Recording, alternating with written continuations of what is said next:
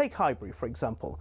It was 5 metres shorter and a metre narrower, meaning away sides had a challenge to adjust.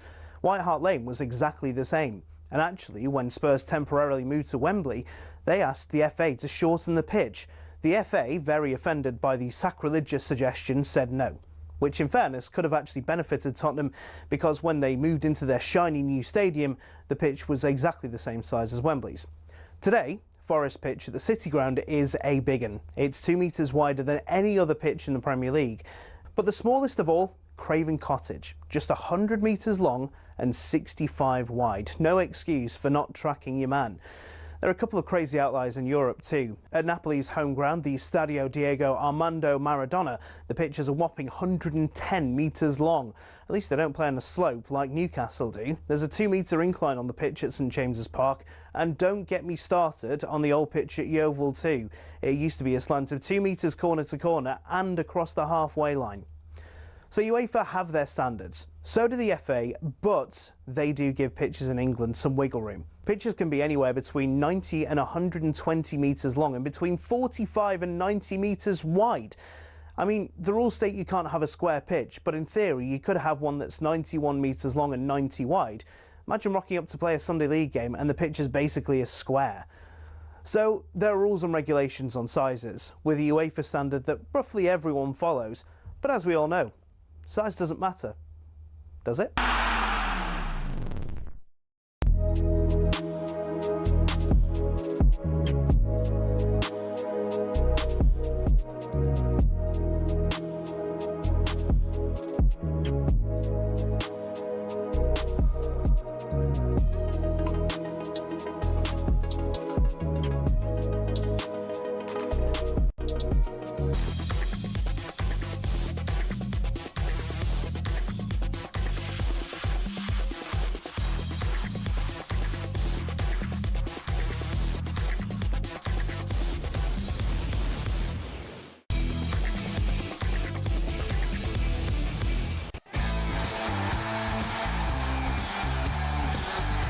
Good morning. Welcome to the weekend breakfast here on TalkSport with me, Shebahn Aherne, and former Chelsea striker Tony Cascarino. Good morning. Arsenal left it late, but a huge goal saw them steal all 3 points against Wolves, live on TalkSport. Saka with a cross into the box. Jesus is there! And he's rescued it for Arsenal. Gabriel Jesus. Oh, it was squeaky bum time at the Emirates, wasn't it? We'll have a full reaction to that game and all of the others in the Premier League yesterday, including Cass's Liverpool back to winning ways after beating Brighton.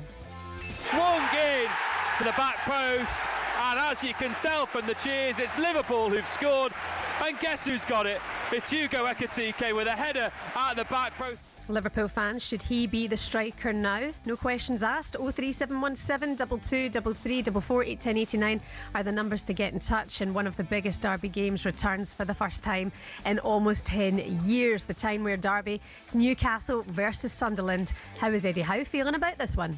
It means everything to me personally. I want to do the club, the city, our people proud. A man who's somehow played for both clubs will be joining us to look ahead to that one later on in the show. Jack Colback will be here, and we want to hear from you this morning. 03717 2233 81089 is also the text number. You're listening to the Weekend Sports Breakfast here on TalkSport. Good morning.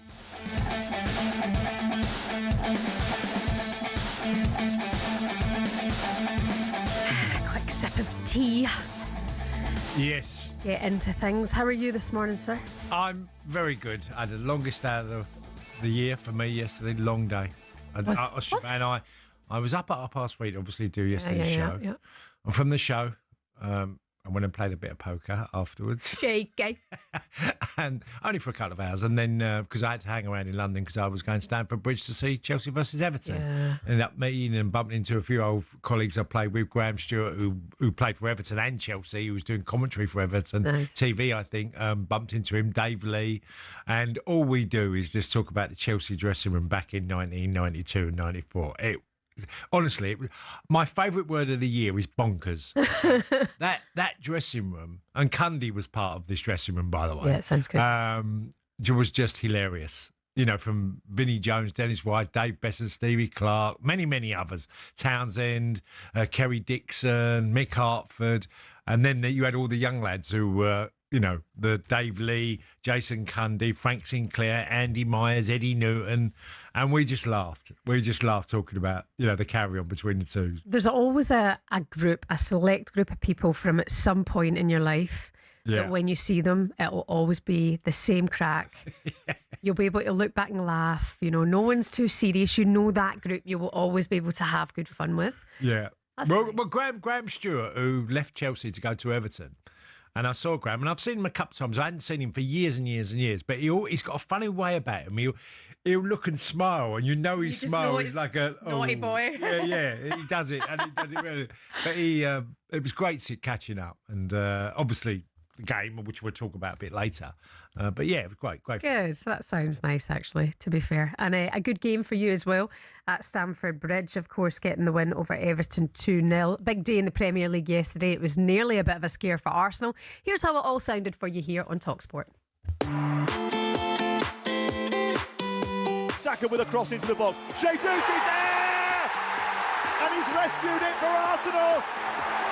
Gabriel Jesus, with the first goal since New Year's Day, scores the goal that saves face for Arsenal. Wolves will be bottom at Christmas and are certain for the drop, but Arsenal, well, maybe, just maybe, they're playing in a different league. What a start for Liverpool. This is what Arne Slot dreamed of. Ekitike absolutely slaps it into the back of the net. Joe Gomez is coming off injured, and the man who's coming on, Mo Salah, whose stint on the bench lasts less than half an hour. It's Liverpool who've scored. It's Hugo Ekitike with a header at the back post. It's a beautiful delivery by Mo Salah. Cole Palmer with the ice-cold finish. He found himself one-on-one with Jordan Pickford. Marlo Gusto is the man who's doubled the Blues' advantage. Chelsea picking up their first win in 5 games. A ball into Wilson and a shot that's found the bottom left corner, and Harry Wilson, after 2 assists in the first half, has got himself a goal in the second half. Full time at Turf Moor, Burnley 2, Fulham 3. So that's how the Prem sounded for you yesterday here on TalkSport. Chelsea beating Everton 2-0. Liverpool also beating Brighton by the same scoreline. Burnley ended 2. Fulham 3 was the 5:30 game, and Arsenal at the death beating Wolves 2-1 live here on TalkSport. Shall we start there, Cass? Because, okay, fair enough, they go and get the win, but it was a wee bit hairy for Arsenal for a while. I mean, fair play to Wolves. They put on a decent show, I felt, for them. Well, Wolves have played probably the best they've played all season, and they've lost the game. Arsenal have probably been as poor as they've been in many a game. I mean, look, they're off the back of a week. Villa, Club Brugge, and then obviously Wolves yesterday. That's in a week. Yep. And they'd played a game 3 days prior to the game against Villa. So they struggled. Yeah. Saka's a big player for them. So big. It's just so important to the Arsenal. Just he makes things happen. And look, and they've got over the line. What I would say is that the injury crisis at Arsenal is now getting a bit too. It's a bit odd because we talked to the cluster injuries they had yesterday. About certain positions they've got loads of injuries, and then you see Ben White going off. Now, I don't know because I haven't got any data or anything to back this up. But what I can say is that from experience, players who play not 90 minutes very regularly and you keep chopping and changing and 60 minutes and substitutions, feel like they're a little bit more vulnerable to injury because they're not absolutely prime condition to go 90 minutes, which I'm seeing a lot of injuries happening because Arsenal, and you might go rightly so, because we all know that players are playing a lot more games and being asked a lot more demands. The game is very demanding physically. It just is. But I'm watching players get to 60 minutes and coming off with muscle injuries. Well, that's generally, and you could go, well, Ben White shouldn't have a muscle injury, but he's not played many games of 90 minutes. Now, I know he's played in the last week, he's played a lot of football. But is that a surprise that he's got injuries? Because he's played quite a lot of football in this week, because he hadn't had a lot of football, certainly since the start of the season. Yeah, it just shows you as well how much of a leveller it is when you're picking up injuries like this. Arsenal have had a lot, Shebahn, yeah. They've had loads of injuries. And they built a squad to cover these sort of problems, and they're still being strained. Yeah. So, and look, it's one of them games, and I've been involved in promotions and, fighting for a top flight position, the top of the table, and you just forget these type of matches where you didn't play your best, but you won the game, couple of own goals, a really bizarre match in many, many ways. There wasn't really any great highlights of the game. I'm watching Eze, who's a terrific footballer. He found it difficult yesterday. There wasn't much room. He couldn't find the final ball. He had a decent first 45 minutes, but he's better than what we've seen his quality. He's a quality footballer. Yeah, absolutely. I mean, if you missed it, the second was a last-minute winner to spare. Arsenal's blushes give them a massive 3 points in the title race. Despite the win after the game, Arteta said he was disappointed in his team's defensive display. We had to improve in the second half in relation to that. I think we did it. We generated more chances to score a goal. But after we had a period of 2-3 minutes in deep, totally passive with horrible defensive habits, that is nowhere near the level that is required against a team that hasn't had a single shot. The first time that they had the opportunity to do it, they scored the goal. And this is the Premier League. And unfortunately, we are relieved because we managed to score a goal at the end and go and win it. But we need to improve in that sense for sure. Arsenal were not their best. Wolves did their best. And what I would say, Shebahn, their next home, obviously their next game is Everton away. Mm-hmm. But they've got a break now. They haven't got a midweek fixture. So that will hopefully help the Arsenal get the troops all back in and hopefully get a few players off the treatment table and ready to play. Because they've got Everton away, and then they got Palace at home. So they've got some tricky games coming. But he'll be happy that they've got a break this week. Yeah, Rob Edwards. What I really like about Rob is I feel he really always offers up his emotions. And we saw him last night at the Emirates going over to the fans, the Wolves fans who were there, really showing their appreciation, because I think that was a performance Wolves could be proud of. Yeah. The first that we've seen of them this season. And you could see how devastated they were that in the last couple of minutes, then in the end goes against him. But we can hear from Rob Edwards now. He's praised the job that Arteta has done and said he hopes to be given time to turn the fortunes around at Wolves. Nice to hear then that we've got the backing of the people above to have that time and support to try and make improvements. And when you think about it, everyone goes through difficult moments. Every football club does, and every head coach does. We're talking about how well Mikel and Arsenal have done now, and very differently. He'd have gone through difficult periods as well, but he's clearly really good. He's got great people around him. He's been given time to be able to make those changes during a number of different windows now, and he's in a position now where he must be loving the job. Yeah, fair point. I mean, it's taken Arteta a long time to get to where his team are. Rob Edwards is going to need time as well, but after that performance yesterday, that he's the manager who could turn it around for Wolves with a bit of backing in January anyway. Yeah, well, what I would say, after the defeat against Manchester United, where they were just ripped to pieces and comfortably beaten, that Rob wanted some sort of response, and he got it yesterday. Yeah. And okay, you didn't get rewarded with a draw or 3 points. But what you got is a performance that if you play even close to that week in, week out, you'll pick up points. Do I think they're doomed? Yeah, absolutely. There's no way that Rob is going to get out of this malaise of results. They're just on too many defeats. They will need, if they're going to stay up, they will need Champions League form to stay up. Yeah. So that's the high bar. They're not going to be a team that can, pick up a few points here and there. They need Champions League form to survive now. He's got to turn it around. He needs to be backed in January. He must. Wolves fans, let us know how you're feeling about that and that performance yesterday. Are you feeling convinced that maybe, just maybe, Rob Edwards can turn it around? And also Arsenal fans, are you relieved or are you concerned by that performance? Cass touched on the injuries there. 81089 03717 223344 is the number. Lots more reaction coming up to yesterday's Premier League and Championship action. You're listening to the Weekend Breakfast here on TalkSport. Morning. I think...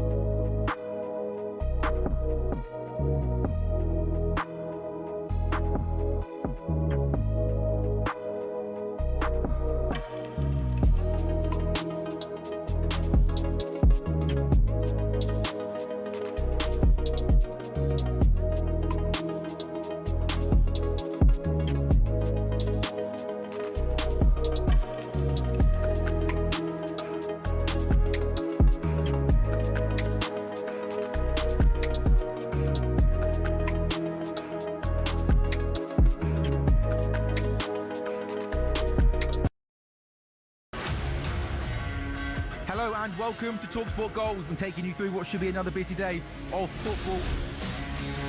Chance to win it! We don't need to do that, guys. I'm going to owe you an apology.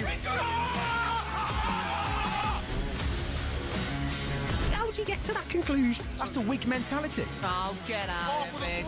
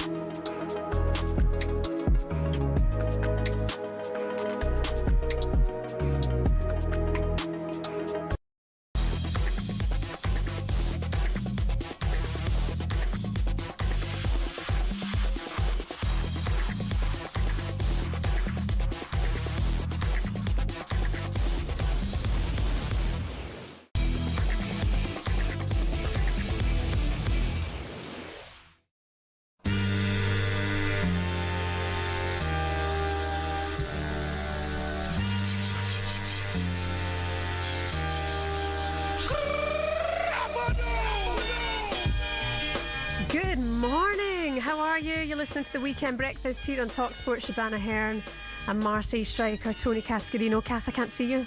You can't see me? Yeah. I'm here. What? What do you mean you can't see me? We can't see you on the screen. What? I'm in the screen now, am I? Yeah, but can you guys at home see Cass if you're watching on the smart TV?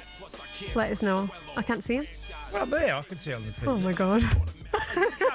That's a joke, yeah. Oh, okay. Sorry. That's okay. You must have thought I was having a full-on breakdown there. You listen to the Weekend Breakfast here. Tony Cascarino. You can see him if you're watching your smart TV. It's a John Cena thing. You can't. Oh, is it? And he would go like this, and then it's this rolling thing. You can't see me anytime. Oh, right. Sorry. I don't really know. Yeah, no. Do you know? Now we say it like this. It's terrible patter, but it'll always trick people. All I've got here is on my script that he's a wrestler. You don't know who John Cena is? Well, I know he's an actor come wrestler. I know that. But I don't know anything about him. I don't know what films he's been in. Oh, he's in funny films. He's good fun. I actually really like him. I think he's one of the actors who's crossed over from that world into acting, a bit like The Rock, but I think John Cena's really cool. And I interviewed him not too long ago. Is The Rock not cool? I've never interviewed The Rock. Oh, right. Okay. But I interviewed John Cena and he was delightful. Absolutely lovely. We agreed that he'd support Celtic. Right. Because he's from Boston, so he's like, right, the link's there, the link's fine. But I think he's part Chelsea.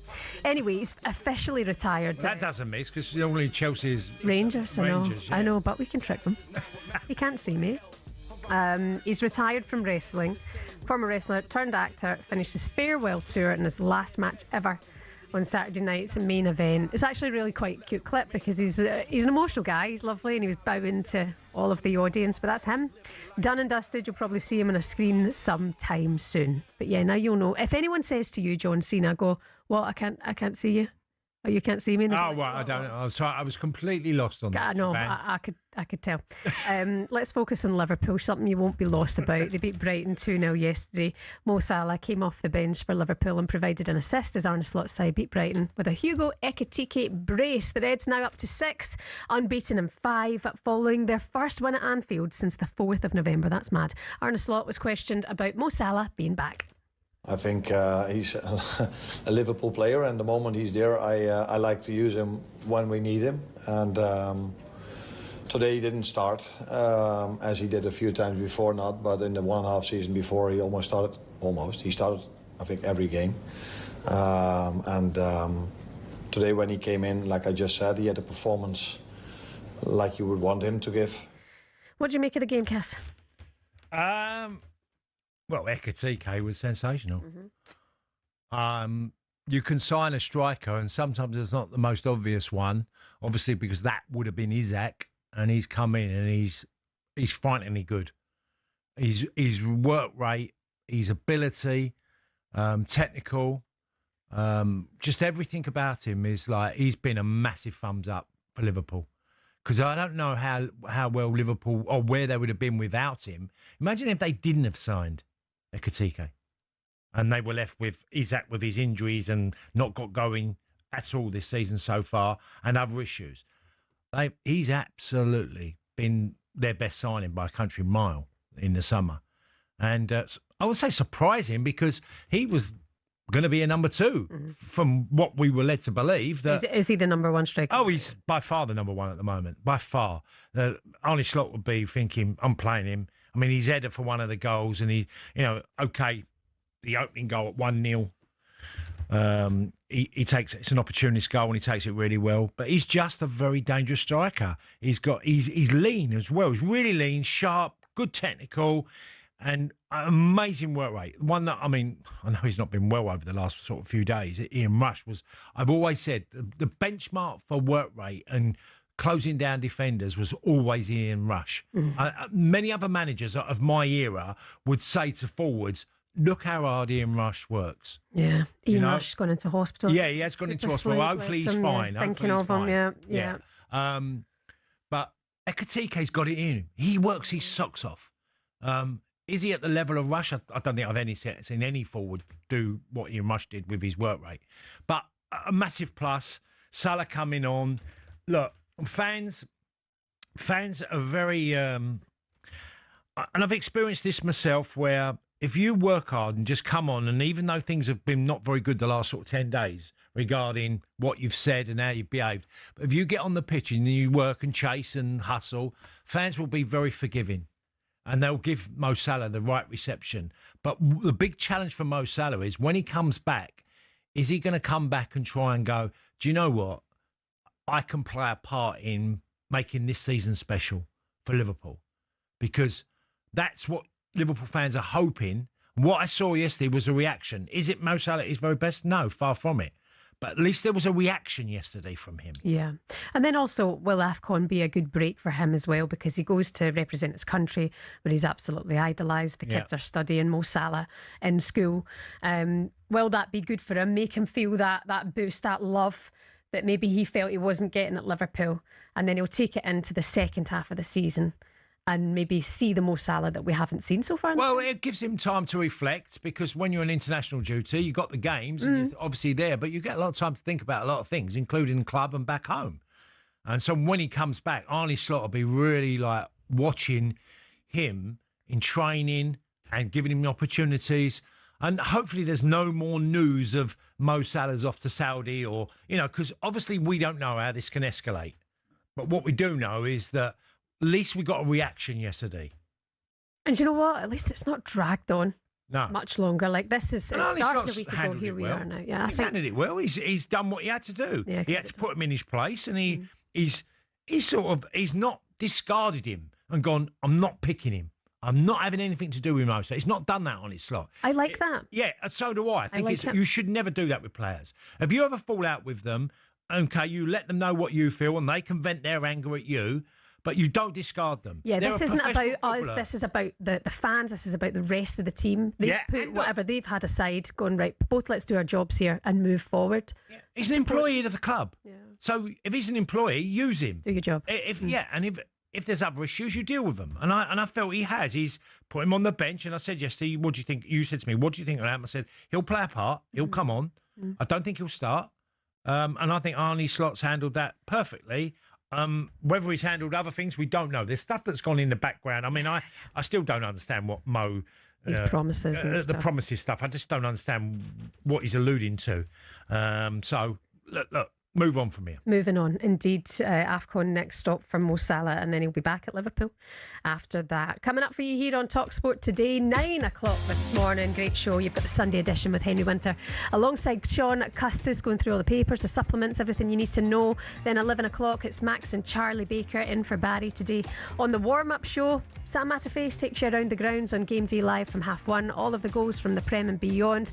Lots of action on TalkSport too. The darts continue at Ali Pali. Sessions from from 12:30 and 7 o'clock tonight, and then there's live NFL as well. Madge and Pards here taking all of your calls from the weekend's football at 6:30, and then it's Danny Kelly on the Trans Euro Express at 9. Download the TalkSport app, take us anywhere with you, and do not miss TalkSport on your Sunday day. Coming up for you next, we'll look ahead to today's Women's Super League action with TalkSport's Angelina Kelly next.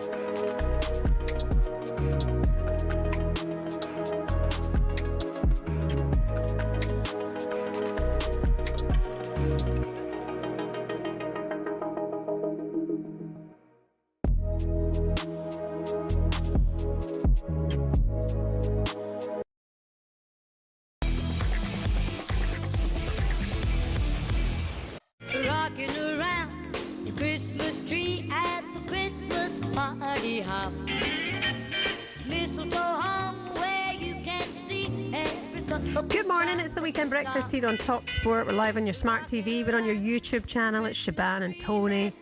I've been thinking about Christmas songs since I left you yesterday, to be honest. I know, yeah. I This is a cracker. Brenda Lee. Brenda Lee. I think she was only a teenager when she made this song. Now, what's the weird fact on this? She was something like 13 when she was. So this is the voice of a 13-year-old Brenda Lee. Yeah. I couldn't tell that, could you? She'll have a career ahead of her, I tell you that. Yeah, I think you'll find that this song was obviously sold millions all around the world over the years.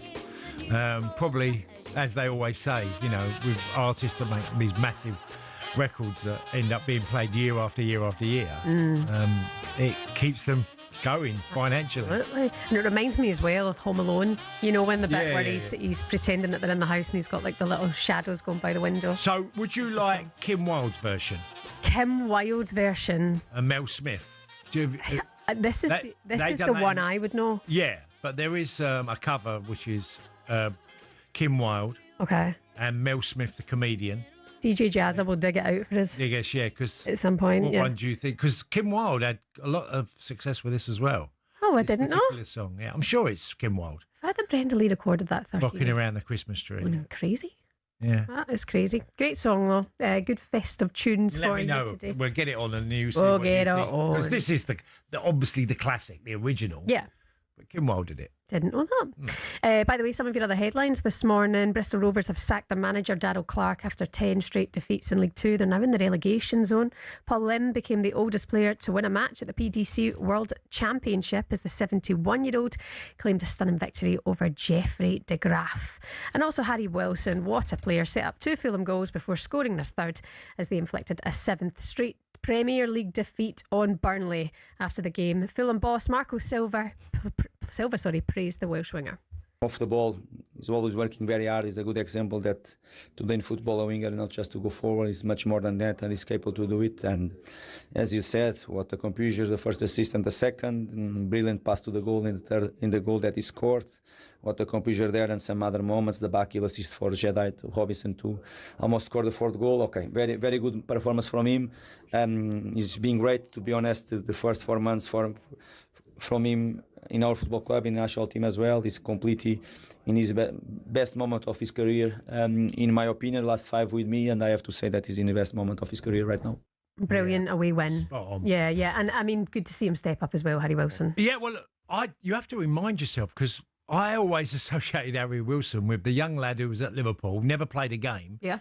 Went out on loan to Howe and to Derby, and think he's still a kid. He's 28 now. Yeah. Harry Wilson's 28. And it feels like yesterday. And he has played brilliant. He's got, we chatted about him yesterday, didn't we? About how good a left foot he's got and just his ability to take. With Tony Gale, we talked, didn't we, about Harry Wilson and him stepping up. And he has done. And he's been given this opportunity. Just a quick word on Burnley. They've now conceded, and I haven't looked, but I was going to check. They've now conceded 33 goals in the Premier League. Now, I don't know after what we're on now. We're on 16 games, aren't we? On 16 games. I'm going to check 16 games in the Championship, how many Burnley, because they didn't concede many last year. Hadn't conceded many at all. No, I'm going to find out after 16 games. And that's the difference between the Championship and the Premier League. In the Premier League, you can concede 33 like they have this season. And, Burnley have, they've been close in a lot of games. They remind me of the Luton team that went down, that kept being on the wrong end of a result by the odd goal, not getting hammered every week. Burnley are doing a sort of Luton in that way. But I'm going to check last season after 16 games. And 16 games, it was all season, it was 16 they conceded. Yeah, so after 16 games, it's probably less than 10. Yeah. And that's the difference between the Premier League and the Championship. The Premier League will punish you with mistakes. Yeah. Let's talk about the Women's Super League. Arsenal defeating Everton 3-1 in the WSL yesterday. There are 5 more games today, including league leaders Man City at home to Aston Villa. Chelsea heading to Brighton, having not won in the last 3 league games. For more on this, we can speak to TalkSport's women's football presenter Angelina Kelly. Good morning, Ange. How are you? Angelina. I'm all good. How are you guys? Yeah, we're good. Thanks. Very, very good, Ange. Shall we start with Arsenal? Yesterday, decent win for them, considering Everton had just managed to wound Chelsea last week. It was a good result for Arsenal. Yeah, 100%. And I'm sure that, Everton will understand the task that was at hand, facing Arsenal, but probably will have been hoping that the confidence from beating Chelsea could have carried them through. But, they've not won at home all season. It wasn't good enough. But for Arsenal, good performance. Alessia Russo scoring in her 100th appearance. Kim Little's back. Leah Williamson made a return. So, yeah, overall, kind of business as usual. And like you say about Chelsea, losing, that unbeaten streak finally coming to an end. I was at the game last weekend, and Sonia Bonpastor, she will say that they don't care about it. Lucy Bronze, I spoke to her as well. She said, we're not worried about trying to keep up with Manchester City, but, they will have to pull out a good performance against Brighton today. So it'll be interesting to see what happens. I know that player for player, Chelsea have obviously got the stronger squad, but you never know.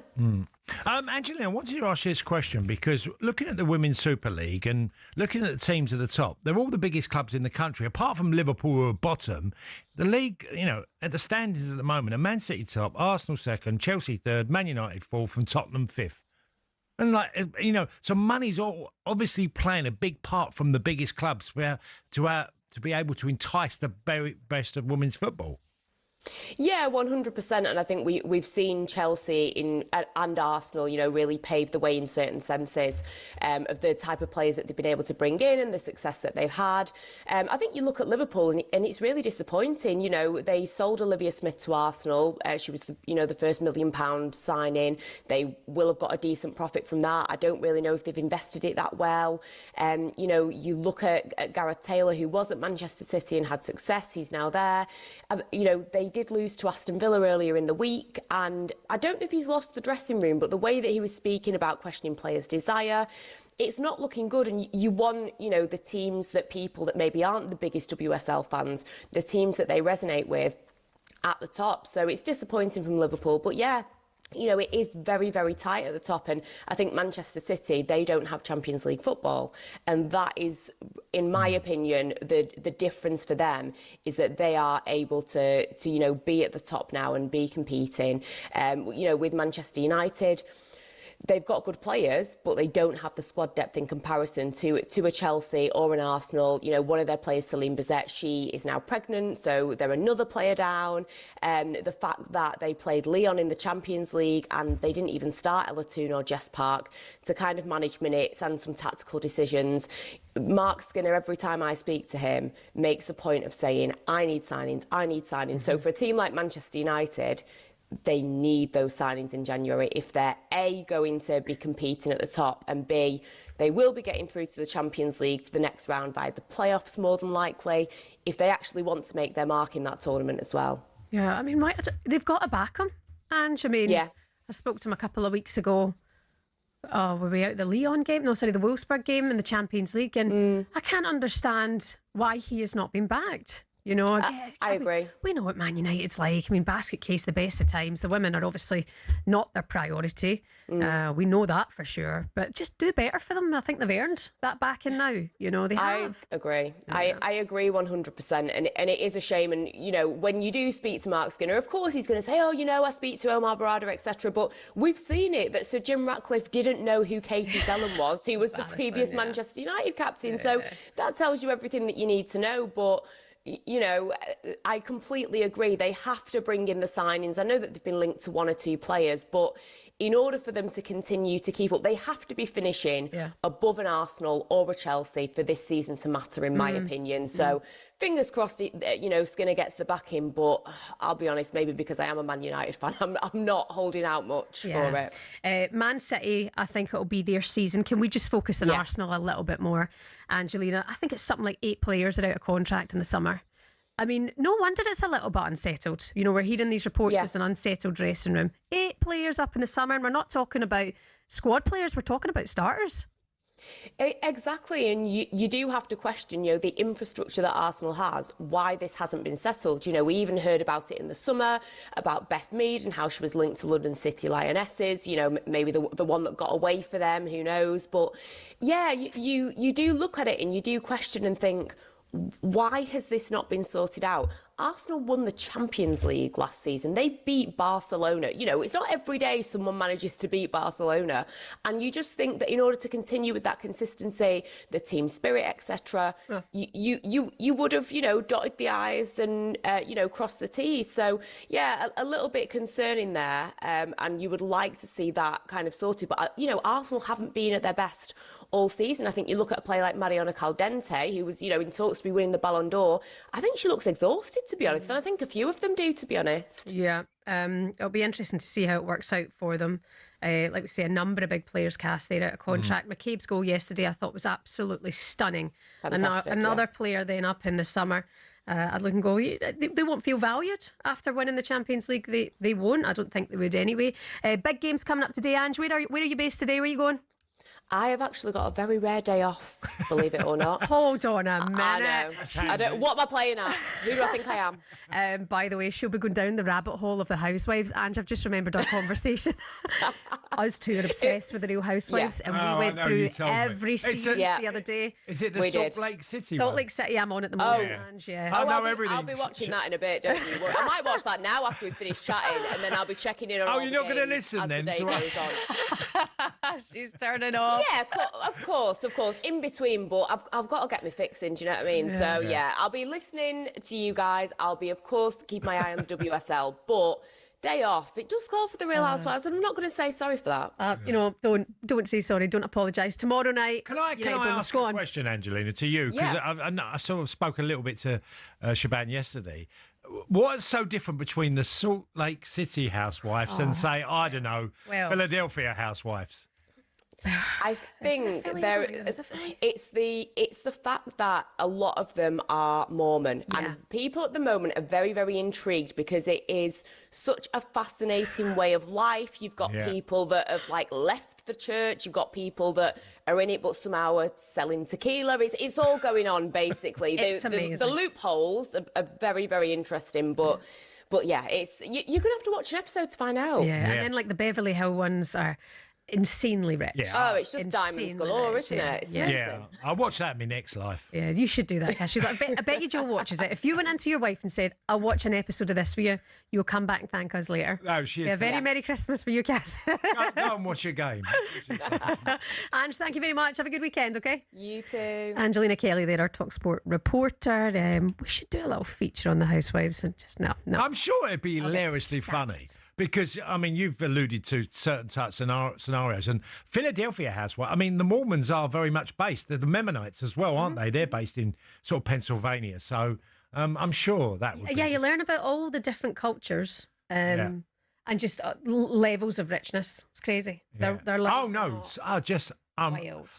That is one of the big issues with America is that there are people that are just, and there's a lot of them that are just super wealthy or beyond belief. Yeah. It's not just like they're rich, they're crazily rich. And they're bonkers as well. Yeah. Okay, WSL action today. All the updates coming for you here on the Sunday session with Sam Matterface later on. Coming up next on the Weekend Breakfast, we'll get into this morning's back pages.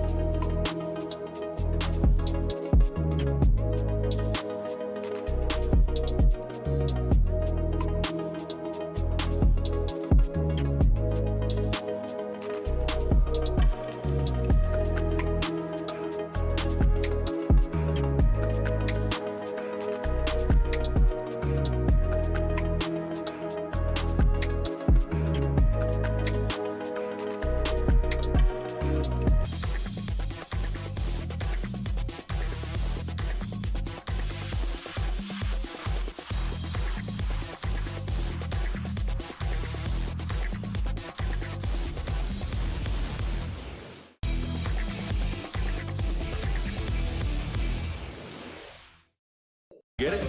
Rocking around the Christmas tree at the Christmas party hop. Here we go. Now this is Kim Wilde. I've never heard of that. You never heard this one? That's the break in the glass. Oh, I thought it was Sam bringing in his chair. Sorry, Hey, so quickly, before we talk to Sam. Yes. Brenda Lee. Oh, no. Kim Wilde. No. It's got to be Brenda. Yeah. No comparison. Yeah, I think that's a fair shout. I mean, she does it well. I mean, I'm not sure where it ended up in the charts. I think it went quite high. It's with Mel Smith, you know, Smith, Yeah, as Mel in Smith, Smith the and comedian. Jones, Yeah, the comedian, yeah. It's a bit of a random sort of rogue novelty version. Right, no, I'm not She done feeling it. it. She done Not it feeling well. it. I've never heard it until now, so I think I'm going, no, it's not working for me. Sorry, you're not going to make it, Kim. She's a big friend of our station. She's actually on in the next hour. No offence, Kevin. I mean, you've got some other belters, but what's this? That's obviously Mel Smith talking. Not heard this, no. Yeah, it's a bit cheesy. The song's very cheesy. Yeah, yeah. But yeah. Oh, it's an education every day. So we've gone Brenda Lee. Very good. Brenda Lee is. Some of your headlines, by the way. A man has been arrested after the manager of Potters Bar Town needed medical treatment following an altercation that led to their match against Welling B United being postponed. Potters Bar said manager Sammy Moore was receiving appropriate medical care after being supported by the club. Oh dear. Oh. Sam is here for a look at today's back pages. Yeah, indeed, and lots going on in the back pages today. I'm afraid there's not all very good news, just lots of news that I want to bring your attention to. Let's start, though, with something a little bit more positive, shall we? Unai Emery's kind of renaissance for Aston Villa at the start of this season. 14 wins in 16 matches. Jonathan Northcroft, very thorough piece, as he always does in the Times this morning. Your mate Cash, Jonathan Northcroft? Yeah, I know, Jonathan. He's great. Great Very stuff. Good. There was no Al Pacino any given Sunday speech, said Villa's director of football operations, referring to an American football coach transforming a broken team with an incredible oratory. But Villa weren't broken and things did turn. This is talking about the fact that they started the season fairly poorly, didn't they, Aston Villa? First 5 games, I think they were pretty much without a win. Then all of a sudden, they've completely and utterly turned it round. But it seems to be that it's a mark of just determination, consistency, good habits, and the emotional balance of the group. I mean, he's one of the best, isn't he, Unai Emery, at this kind of thing, Cass? Yeah, he's great organising a football club. And I think, how long is the best record, isn't it, Sam, for how many years? That is absolutely right. The best, over 100 years. Their best streak as a top-flight side since 1914. Wow. That's a heck of a long time, isn't it? Yeah, 111 years? Yeah, Yeah. 111 years they've been on this run.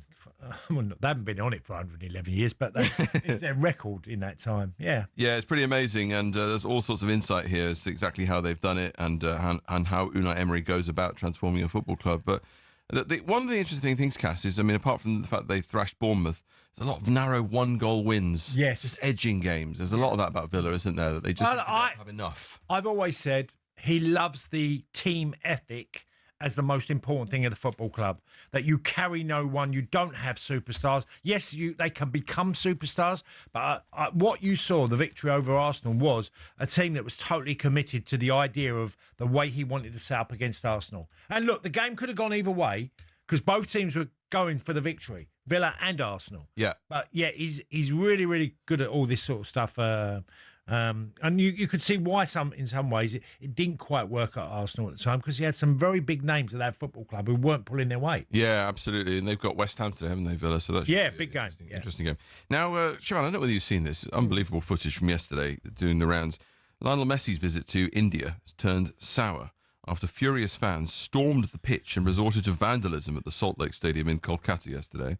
Lionel Messi, I suppose you should call him, shouldn't we? Spectators who had... Lionel. What do you want, Lionel? Lionel. No, it's Lionel, isn't it? Lionel, yeah. Spectators who had splashed out on expensive tickets to see... Although I hear he's named after Lionel Richie, or so they say. I don't know. No way.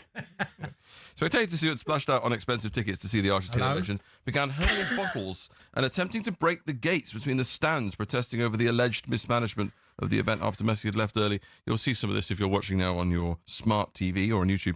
Messi is in the country as part of a tour where he's scheduled to go to concerts, youth football clinics and a paddle tournament and launch charitable initiatives at events in Kolkata, Hyderabad, Mumbai and New Delhi. The Inter Miami star arrived at the stadium at 11:15 a.m. local time, but only stayed for approximately half an hour before being rushed away, unable to complete a full lap of the stadium due to the chaos. There were around 80,000 paying fans, some of whom had paid 99 quid to see the World Cup winner. It's pretty shocking scenes, I have to say. Yeah. But I mean, wrecked the joint. You sort of think to yourself, if you're going to do that and you're going to do these, it's not really Messi's fault, but you'll want full access to be able to see the individual concerned. Yeah, but seeing that, you can understand the protection around him. Yeah, absolutely. Jeez Louise, wrap him and bubble wrap and get him up the road, I would say. I mean, those scenes are absolutely disgraceful. And yes, these fans have paid a lot of money to go and see their idol. And they can't get a clear glimpse of him because he's surrounded by his security and those leaders as well. I think were all part of it as well. So they didn't get a clear glimpse of him, and then they've revolted against the whole thing. But ripping out chairs, launching them on the pitch, he's kind of hurried out of there. There's no excuse for that. No. The Messiah, the Messiah. By the way, in Qatar World Cup, have you saw any player with the most shirts with fans on their back? It was Lionel Messi. It was unbelievable. I went to one of the Argentina games, and it was literally every Argentina fan, I mean, apart from the odd one, had Lionel Messi on their back. It was unreal. Yes, he's the greatest, isn't he? Even now you're seeing Inter Miami shirts with his name on the back, even around here, sort of you still think they probably wouldn't really necessarily be doing that unless he was there. And of course, next year it'll be interesting to see what happens, because some talk now with our South American football expert, Tim Vickery, that Argentina are maybe even better without him in the team. So whether or not he comes, because there's still talk whether he's going to play next year at the World Cup. Yeah. It'll be interesting to see what happens. I'll be amazed if he doesn't. Yeah, I agree. I think, they might be better, but I think he'll still play. He'll still be there. He'll still play, yeah. And I want to bring attention to this as well. We talked about this in detail yesterday on the show about ticket prices at the World Cup. It was obviously a big scandal. An England super fan, we should call him, has been left fuming with his World Cup dream in tatters after FIFA announced their ticket prices. Paul Tango Gregory can boast of loyally following the Three Lions home and away for 4 decades, last missing a match in the 1980s. Wow. That's good going, isn't it? He's gone to more than 400 consecutive matches, 17 major tournaments, but it looks to be coming to an end at the 2026 World Cup. He's at Tango, and other England fans must fork out at least £526 to attend every group game, with the most expensive ticket costing 520 quid for the opener against Croatia. Just shows, doesn't it, Cass and Shebs, that if fans like Paul or Tango can't attend games, then there is something misaligned there, isn't it? Because these kind of fans should be enabled to go to games and continue supporting their team. Yeah, I mean, we're all in agreement. It's an absolute disgrace. Just a piece as well in the Sun today by Nick Parker. Greedy FIFA bosses are secretly sneaking 20% more World Cup seats into the priciest bracket. It is on... Football's got in danger, and look, there are other sports that do it, and we touched on this yesterday, didn't we, Sam? Shebahn, we talked about the money revenue that's being created by tickets, and you look at the numbers of revenue that's sort of doubled nearly after every World Cup of what they're making, and they just see it as, well, so if this World Cup ends up getting to 14 billion, which they've been talking about, sort of sum of money that they're gonna say make, it's not the profit, it's the revenue. What's the next World Cup after that going to be? If FIFA are them, because it's not going to drop, because the last 6 World Cups have all shown massive rises in revenue. It's a disgrace. We can all agree on that. Sam, good luck down under. Thank you very much. I'll miss you guys. We'll miss you too. You're away tonight. Sorry, Sam. Don't worry about it, Cass. You're leaving. Forgot about me already. Because when you said 10 o'clock earlier, I thought you was going at 10 in the morning. Oh, yeah, I'm off in the next hour, actually. Sam Stevens, God bless you, sir. Yeah. Have fun down under. Love you we'll both. See you in the new year. We love you too. See you in the new year. We love you very much. Ciao, Sam. You're listening to Weekend. I will see you before you go. There's always Sam Salah now. Get the mistletoe. All right, calm down, you two. Coming up next, we continue to build up to today's Premier League football. Good morning.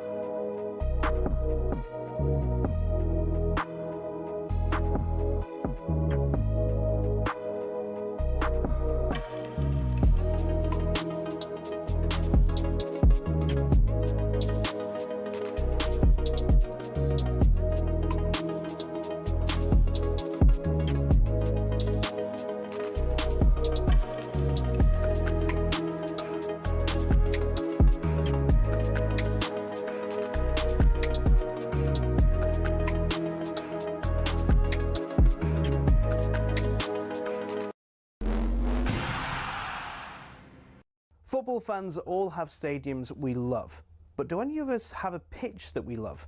It might sound like an odd question, but pitches can be different sizes with big consequences. Why is that? And what are the actual rules? Back when association football started, pitches could be up to 100 metres wide and 200 metres long. That's longer than Ellen Road, not the pitch, the stadium. Anyway, UEFA wanted a standard across Europe for international matches, which became 105 metres long and 68 metres wide. But some clubs have been rebels, not intentionally, but because of the stadiums. Take Highbury, for example. It was 5 metres shorter and a metre narrower, meaning away sides had a challenge to adjust. White Hart Lane was exactly the same. And actually, when Spurs temporarily moved to Wembley, they asked the FA to shorten the pitch. The FA, very offended by the sacrilegious suggestion, said no, which in fairness could have actually benefited Tottenham because when they moved into their shiny new stadium, the pitch was exactly the same size as Wembley's. Today, Forest Pitch at the City Ground is a big un. It's 2 metres wider than any other pitch in the Premier League. But the smallest of all, Craven Cottage, just 100 metres long and 65 wide. No excuse for not tracking your man. There are a couple of crazy outliers in Europe too. At Napoli's home ground, the Stadio Diego Armando Maradona, the pitch is a whopping 110 metres long. At least they don't play on a slope like Newcastle do. There's a 2-metre incline on the pitch at St James's Park, and don't get me started on the old pitch at Yeovil too. It used to be a slant of 2 metres corner to corner and across the halfway line. So UEFA have their standards, so do the FA, but they do give pitches in England some wiggle room. Pitches can be anywhere between 90 and 120 metres long and between 45 and 90 metres wide. I mean, the rules state you can't have a square pitch, but in theory you could have one that's 91 metres long and 90 wide. Imagine rocking up to play a Sunday League game and the pitch is basically a square. So there are rules and regulations on sizes, with a UEFA standard that roughly everyone follows, but as we all know, size doesn't matter, does it?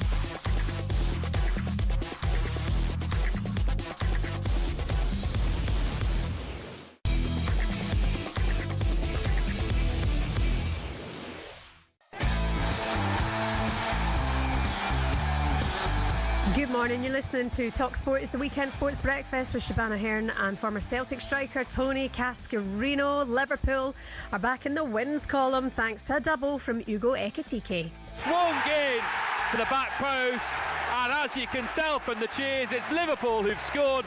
And guess who's got it? It's Ugo Ekitike with a header at the back post.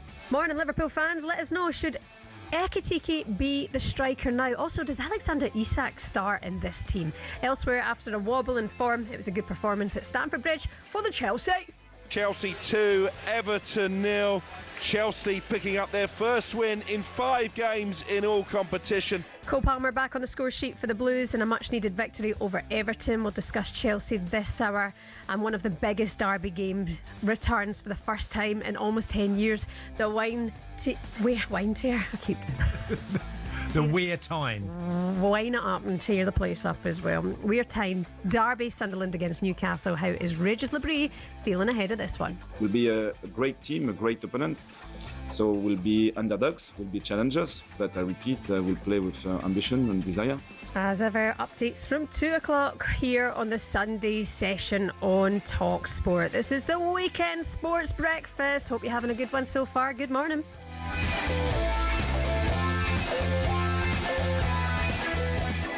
Called it wine and tear so many times, it's crazy. Oh, which one? Santa baby, slip a Rolex under the tree. Yeah, you know that is?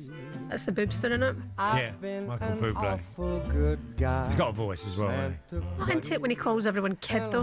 Like, good. Kid what? He calls everyone kid. Oh, kid. Oh, hey, kid. I'm like, that's it might be just not American sexy. thing. I'm not a kid. Oh, Canadian, isn't he? Yeah. Michael Bublé. Yeah, it's very cheesy, I think. Is it? Kid. He's got a wonderful voice, but it doesn't quite catch me. Should I feel about him singing about Santa Baby? It doesn't suit quite the way Kylie singing about Santa Baby does. Oh, we'll have to get Kylie on then. I prefer Kylie. Yeah, of course she did. Shocker. You blow me away there, Kat. We'll get some Kylie on for you very, very soon. Santa Baby, yeah? Yeah. Do you know what? Let's just make the festivities last while we the can. cover versions of Christmas. Yeah, no. It's not the same, is it? This isn't the same. What do you mean? Isn't the same? It's nearly the same as Santa Baby Kylie version. Oh, no. Look, we'll listen to it. We don't want to just make the call. Don't get me wrong, I love Bublé. I think he's done some great work, but this isn't his finest. Someone let him know, will you? Sure, he'll continue to not care or give a monkey's what I think. We're going to chat about Chelsea shortly, Cass, but good to see Cole Palmer playing. Yes, playing well, wasn't it? Yeah. What are we talking about now or a bit later? We'll talk about them in detail later.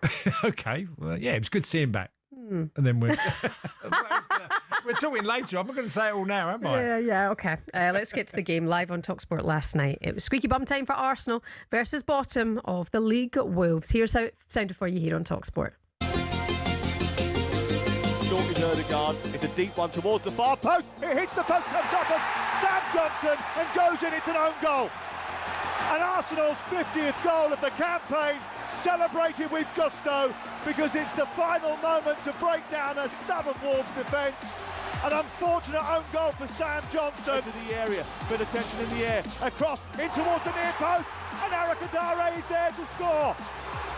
A glancing header past David Raya in a flash, and it's happening again. The lowest scorers in the Premier League have just cracked the top flight's top defence. And they may well have cracked the confidence of Arsenal, who are going to drop points in the title race again. With a cross into the box. Jesus is there! And he's rescued it for Arsenal. Gabriel Jesus, with the first goal since New Year's Day, scores the goal that saves face for Arsenal, puts 3 points on the board and wins them the match. Yeah, it was saving face, but a massive 3 points all the same for Arsenal. It was Yerson Mosquera's stoppage time on goal gave Arsenal the victory. Yeah. After the game, Mikel Arteta had said the Christmas period is a critical part of the season. Well, what we have to do now is reset, give them 2 days that they can decompress a little bit, and then we have a long week that we can prepare. When we don't train, there are things that slowly they deteriorate, and certain habits that start to deteriorate because you don't train them, and use that opportunity to do that. Give everybody a boost, because we know that the Christmas period is a lot of times a season definer, and we want to be on top of it. Let's get some Arsenal thoughts on this now, Cass. Bringing in Arsenal podcaster and host Harry Symeou. Good morning, Harry. How you doing? Harry. Morning, guys. How are you? I think I've aged about 10 years over the course of that last 20 minutes last night. Well, the last week. I mean, look, come on, be fair, Harry. I mean, I know it's your club, but, you know, when teams play 3 games a week and you have a European game as well and you've had to make loads of changes, you've just, you know, this sort of performance is quite, well, it happens quite often. Yeah, I wasn't surprised that Arsenal weren't quite at it, but I think I still expected Arsenal to have a little bit more in terms of being able to cause Wolves problems. I got to say, because of how this Arsenal team has developed and because of the fact that they've shown us many times this season that they will find a way, I wasn't really panicked until the last sort of 20 minutes or so. But once the equaliser went in, you could just kind of feel the air being sucked out of the place. And what I thought was really poor was so many Arsenal fans, by the way, when Wolves equalised, got up and left. They were all heading for the exits. I was sitting in the press box and there were streams of them walking past me. And when the goal went in at the other end, you just thought to yourself, good, you deserve to miss that moment because you've just, you know, you've thrown your toys out of the pram and walked out. But look, I expect that the performance was going to be a little bit below par. I think a lot of the players that we've sort of brought back, everybody's really excited that we've now all of a sudden got loads of attacking options. But how fit are they? You know, Gyökeres still doesn't look fit to me. Trossard wasn't able to play a long period of time. Same with Jesus. So it was kind of to be expected, but it was the way that Arsenal just sunk deep, sat deep, and conceded that equalising goal that I found really, really frustrating, even more than the lack of ideas up front. Yeah. Harry, just a quick word on the cluster injuries that Arsenal have got in certain positions. There's literally been a huge number of them, you know, whether it's been the centre-half position and others, where they've just seemed to be, one comes in and then immediately another one goes out. Yeah, and I think when you get into a kind of cycle, the way Arsenal have with these injuries, it's quite difficult to get out of. So, for example, I had said on my podcast yesterday morning that, yeah, fine, you know, we've got problems. We don't know if Timber's going to be available. We didn't know Saliba was going to be available at the time. And Ben White probably had to play. But I looked at it and I said, he's barely played any football over the last few months. Yeah. And now you're going to be asking him to start, what, 4th consecutive game and play an entire 90 minutes. So I wasn't surprised when he pulled up with this injury and went off. And it's another one to add to the list. And it just feels like we can't get out of this cycle because we're having to push people beyond their limits as a result of some of the other problems that we have. But that's the hamstring injury, Harry. The hamstring is the muscle that when you've been pushed to the limit, it can go. That's what hamstrings, and you see this happen often, especially in the modern game, because players get to a certain period in a game where they've been pushed. And like you said, Ben White has had a really hard week from a player who's not played a lot of football. So it's not a surprise that he got injured. No, it's not a surprise. And I know that, you know, sort of Mikel Arteta after the games will kind of bemoan his luck and Arsenal will talk about the luck element. And I do think there's a bit of that there. But when it's happening this often at a football club, I think you have to look in the mirror first. I think you have to try and figure out what you can do better. Not everything's within your control, but I certainly don't feel like Arsenal are managing it in the way that, you know, it is good enough and in a way where we can all confidently say it's not us, it's just rotten luck. I don't think we're at that stage. Do you know what, Harry? I think you're level-headed all of the time when it comes to Arsenal, but you mentioned those fans who left. Arsenal cabbie Tom this morning said he turned off when Wolves equalised. I think there is an element of worry over this Arsenal side. Do you think they've got the bottle to go all the way? I do think they've got what it takes to go all the way. And I feel more confident this season. And as I've said all season, it's turned into expectation for me. Mindset though, Harry, do you think they've got the mentality and the mindset? We know they've got the squad when it's a fully fit squad. You know, we know that they've got the depth and quality players, but have they got the mindset? I think they have. I think mindset is a really difficult thing to measure. So I think a lot of the time you hear sort of that question, then you'll hear people's attitude question and stuff. And I just think, like, as a fan, as an onlooker, you've got no way of measuring whether the mentality's right other than what the outcomes tell you. And yesterday, to be fair to Arsenal, they played really, really poorly. We got to be honest. That was as bad as I've seen Arsenal play, I would say, over the last 2-3 seasons. It was terrible. But then when they conceded the goal, they could have easily just sort of started to feel sorry for themselves. And I know it was an own goal in the end, but they were proactive. You know, they got themselves back into, they just focused and thought, no, we need to go and score a goal here. And that's what they did. And there was a little bit more patience in that build-up than you normally see. It wasn't just throw the ball forward and hope and hope you get the lucky bounce. It was, yes, let's work the ball out to the right-hand side. That's what we do best. Okay. Let's put a cross into the danger area.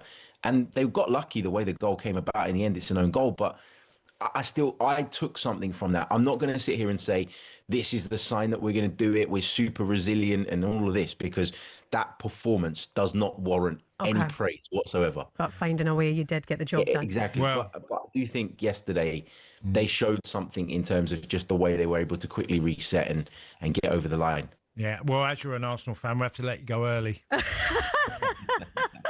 Here, Harry, how tired are you? Father of 3 now. Talk to us. Cass has got 7, so do you need any tips on your tiredness? I'm absolutely shattered. I didn't get home from the game. You don't want to leave early. Don't tell her that, right?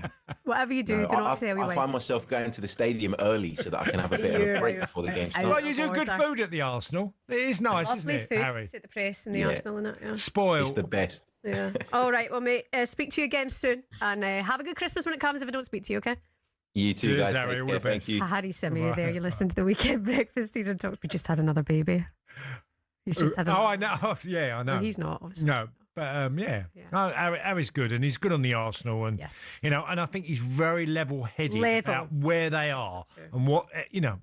It's still a lot to do, but they've got a lot of. I mean, look, top of the Champions League and top of the Premier League at the moment. Come on. Yeah, I'm finding something to criticise. I just do wonder about the mentality side of things. Yeah, I know. It's a fair question because that has been the biggest accusation of getting over the line.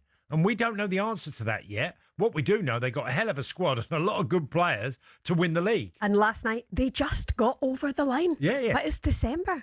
You know, you're listening to Weekend Breakfast on TalkSport. Coming up next, we'll discuss some curious comments from Enzo Maresca yesterday.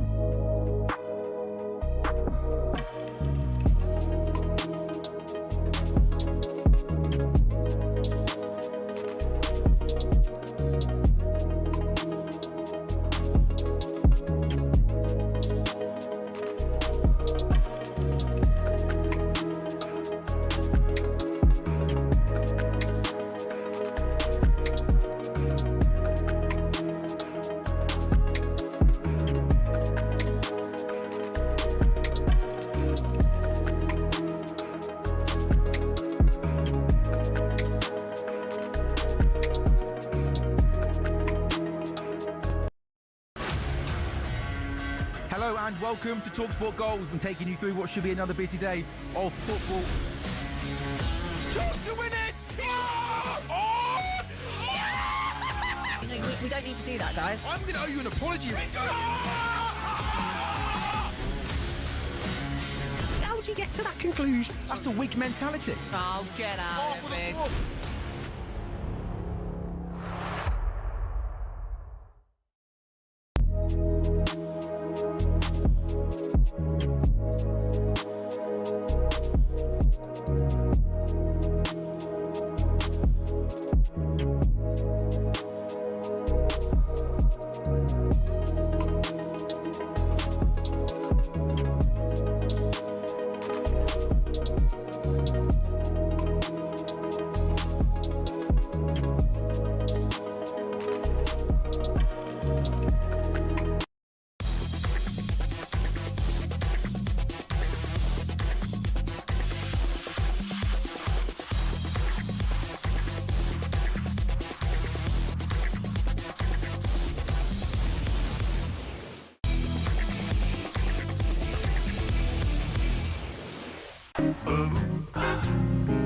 Santa baby, just slip a sable under the tree for me. There she is. That's the good stuff. Kylie all day long. Not even a debate. Brilliant. What's a sable? She's slipping sables under the tree. What is a sable, Sam? Sam, you know everything. Oh, a sable. What's a sable? Stick a lightsaber under the tree. What is a saber or sable? What's she putting under the tree? A sable? Sable. Kylie, Sabre's like a sword, isn't it? But that wouldn't be that. No, it's a sable. Sable. A sable. Someone will know. Someone will know. Is it not like a? Oh, Go on, no. guess what a sable is. I'll Google it. I was thinking more like, is it some of the decorations? Isn't it the decorations part of the sable? Oh, it's an animal. Oh yeah, of course, yeah. Stick a furry animal under the tree. Wow, I had no idea. Oh, it's a luxurious fur coat. Ah. That would make more sense. Poor little sable. We learn something new every day. Cute it is. Oh, that changes the song entirely. Cancel it. You've been cancelled, Kylie.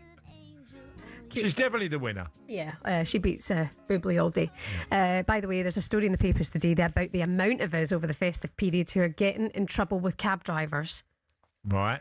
Number one, 9 million people have nodded off in the back of the taxi. That's fine. Yeah, that's... You've got to sleep it off. That's absolutely fine. That's not that trouble, shouldn't is be a it? problem. That's not a problem. I should think there's way worse problems. I would imagine the driver would appreciate the drunk person just going to sleep. Yeah. Almost 4 million have turned the journey into a karaoke session. Right. That used to You wind sort up of my expect dad. it as this time of year, yeah. But 3 million have argued with the driver or put their head out the window to be sick. Oh, I know. I have actually heard a lot of people say that.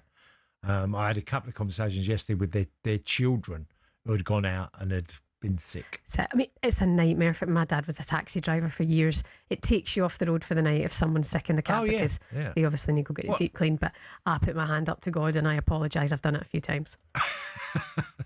I've never done that. Never. You've never? I've never got in that condition where I would literally be sick.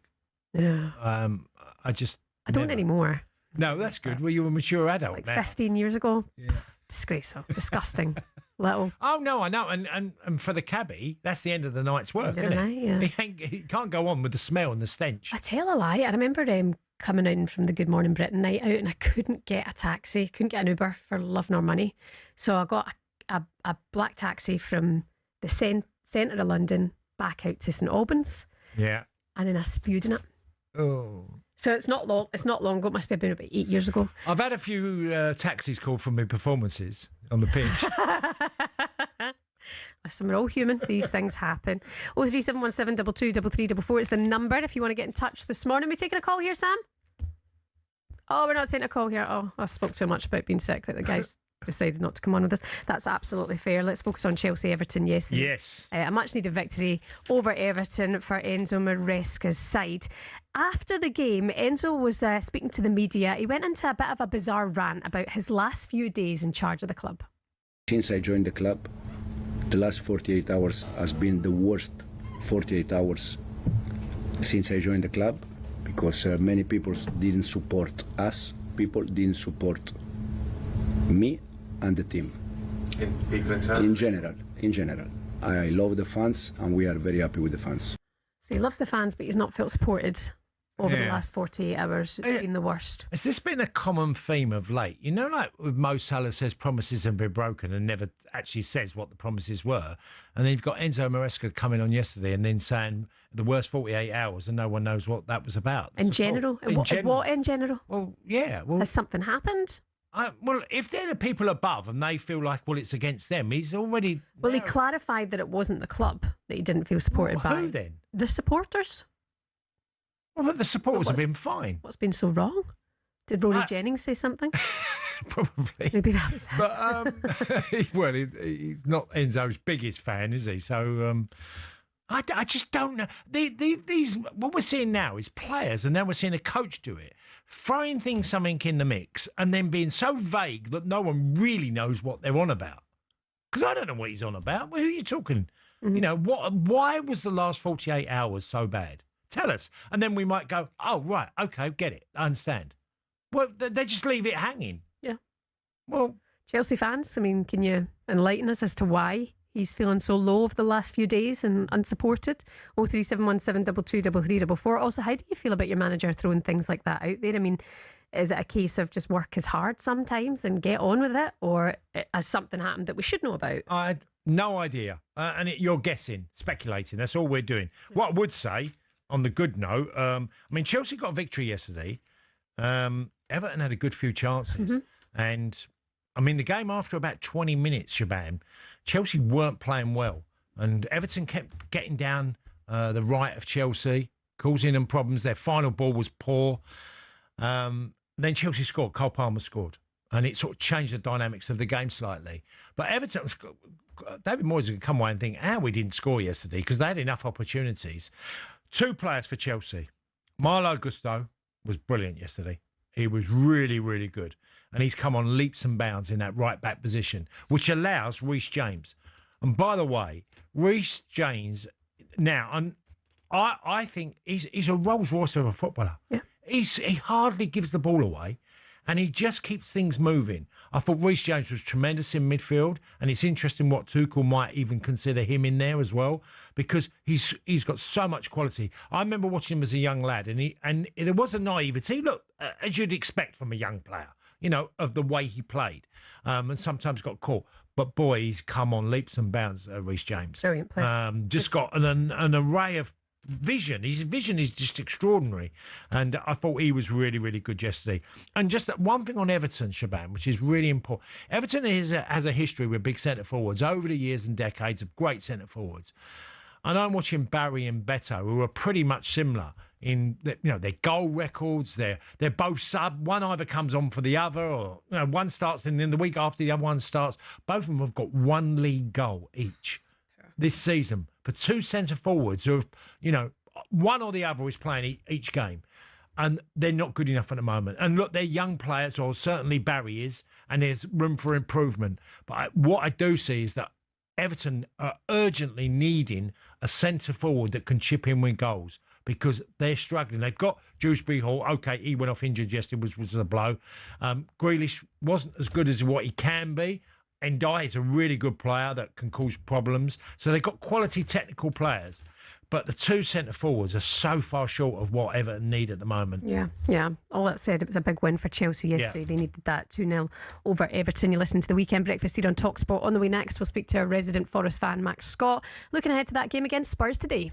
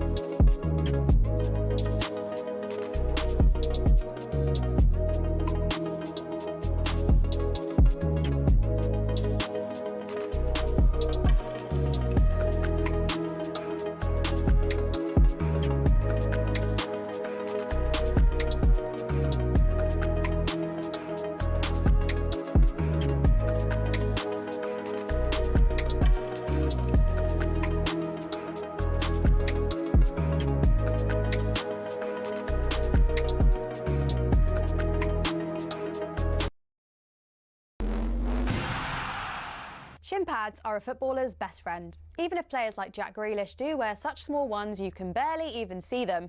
But what's the story with shin pads, and are there actually any rules on how big they should be? It all started with cricket, actually. Cricketers had been wearing shin pads since the 1700s. It was thanks to this guy that shin protection made its way over to football. Meet Samuel Widdowson. He was a cricketer and a footballer. He played for Nottingham Forest back in the late 1800s, and he wanted a way to protect his legs from nasty tackles. Naturally, his mind drifted to his other favourite sport, where players had been wearing these pads for a century. Story goes, Widdowson cut up his cricket pads and popped them on before taking to the footy pitch. His Nottingham Forest team then began wearing them from 1887, and the first known use of them in a match was in 1894, in a match between Newcastle and the then Woolwich Arsenal. Eventually, FIFA clocked on that this kind of protection was pretty important for footballers. And so, in 1990, basically 100 years after Widdowson first put them on, shin pads were made compulsory. It became part of Law 4 of IFAB. That's the body responsible for setting the laws of the game internationally. But the law doesn't actually specify anything about measurements of shin pads. It just says they must be made of a suitable material and be of an appropriate size to provide reasonable protection. It's really vague, even though there have been calls for it to be changed. But for now, that's why Grealish and co can still get away with these ones, which are no bigger than a credit card and which seem to offer little to no protection whatsoever.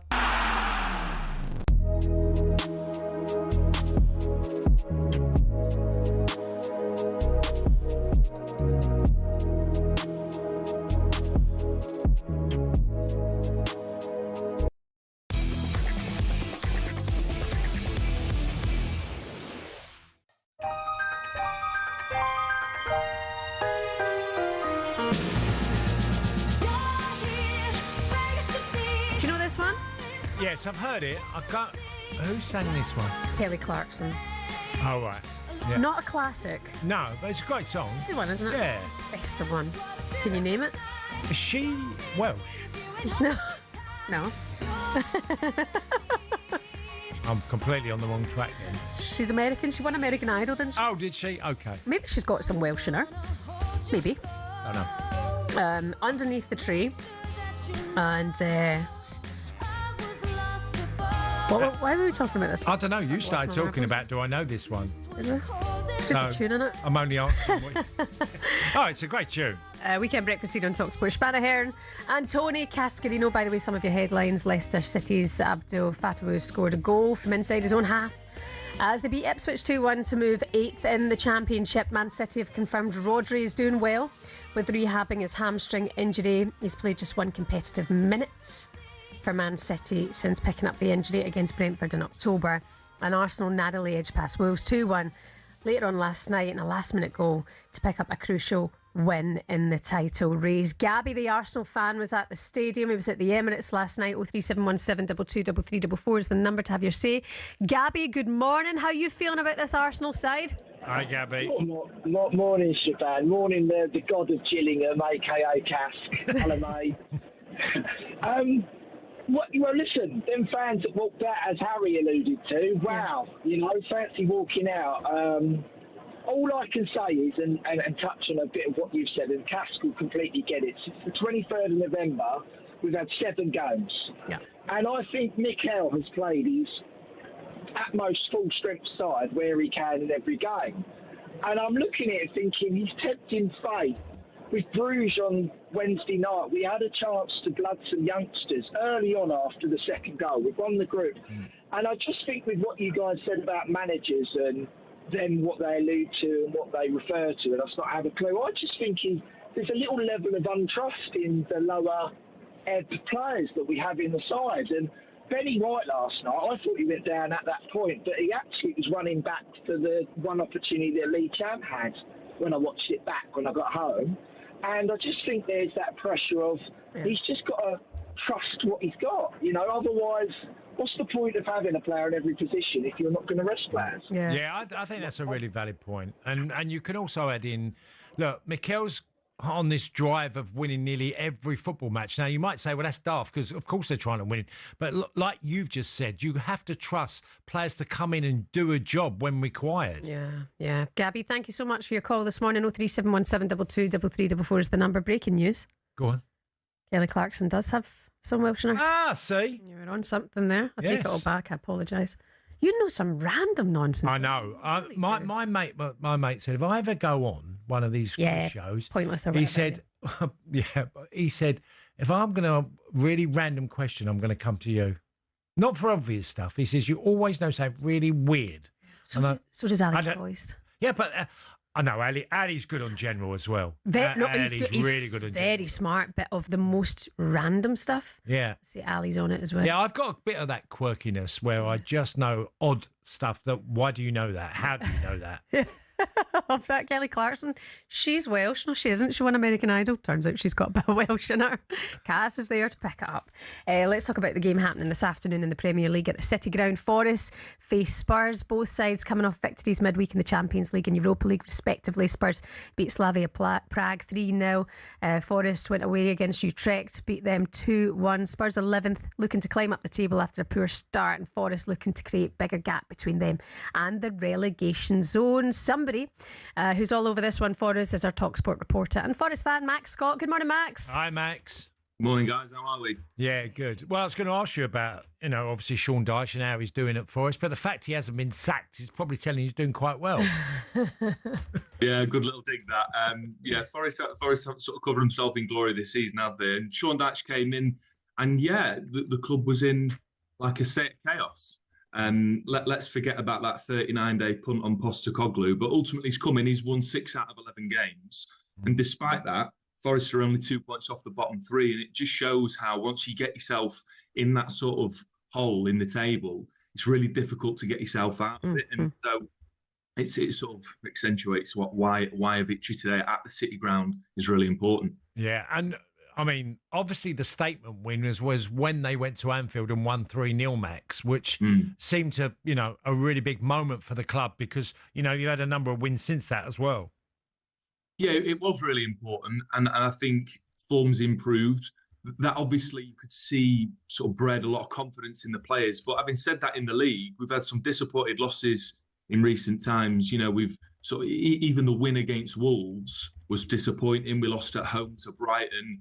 And then we've gone and got beaten by Everton 3-0 away. And so there's still work to do.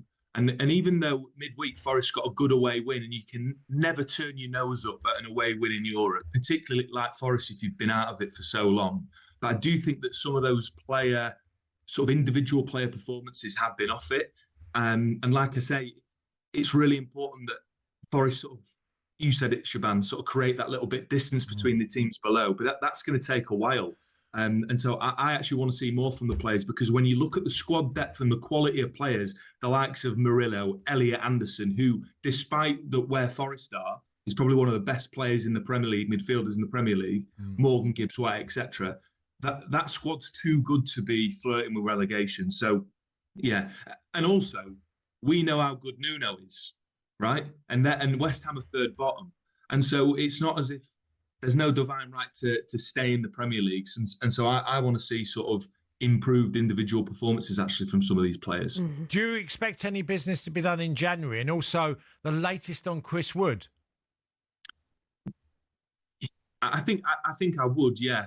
We've seen how vulnerable Forest can be without some of those key players. When Murillo's not in, we get beaten 3-0 away at Everton. We've missed Ola Aina all season, who arguably was the best right-back in the Premier League last season. He's been out bar the first game. And so I think it would be wise for Forest to strengthen in depth, I think, particularly in those wing-back positions. But even if we don't, Cass, the point remains, Forest have a really strong Premier League squad. Now, I'm not saying that we should be qualifying for Europe every week. I'm not like Tottenham fans who seem to think, despite having finished 17th, they have a divine right to finish in the top 4. I think Thomas Frank, for what it's worth, is actually correct in pointing out that the club finished 17th last season. It's going to take a while. So I don't think that about my own club, but I do think that the players that they have are good enough to be a mid-table Premier League team year in, year out. On Chris Wood, it's a real slow burner. The club have been quite sort of hush-hush around sort of how long it's taken. And surprisingly, he's not played a game for Sean Dyche. Yeah. And you know that Chris Wood is a Sean Dyche striker. So things are only going to get better as these injuries return. But for the time being, the players in the squad as it is are good enough to beat a team like Spurs at home and to not be fourth bottom. I was just looking at an interview with Sean Dyche there saying that, you know, you have to view the Premier League, never mind what happened midweek, as a different beast, especially when you look at a Spurs side whose away form is pretty decent. Do they pose a bit of a threat for you today, do you think, Max? Yeah, of course they do. Of course they do. Sort of, despite the fact that I happen to think that Spurs fans sometimes have delusions of grandeur about where their side currently is. They're a big club and they've got some fantastic players, and their away form is, you know, like you say, is more to be desired than their home form. And Thomas Frank is an absolutely wonderful manager, and he's only been in the job for however many games. And so, yeah, I don't take it for granted. But equally, Forest have got a really good history since they've returned to the Premier League of the City Ground being a really difficult place to go. And whilst we lost that with Postecoglou, what you've got with Sean Dyche and then Ian Woan, Steve Stone, Forest legends of the 90s, you've got that connection with the fans, and it's not a nice place to play football. And so, of course, Spurs are a difficult team, but Forest have beaten far better teams at the City Ground. And obviously the hope is that continues today. Go on then, give us a cheeky little prediction, Max. I'm going 3-2 Forest. Morgan Gibbs-White to score twice. Elliot Anderson to score finally. Because he needs to be doing more at that end of the pitch. He needs to score more goals and he needs to get more assists. Yeah. 3-2, easy win. Lovely stuff. Max Scott, Max. as ever. Thank you. Cheers, guys. A reporter and Forest fan, Max Scott, with us there. You're listening to the Weekend Breakfast here on TalkSport. Coming up for you next, we're going to look ahead to the third Ashes test. Good morning.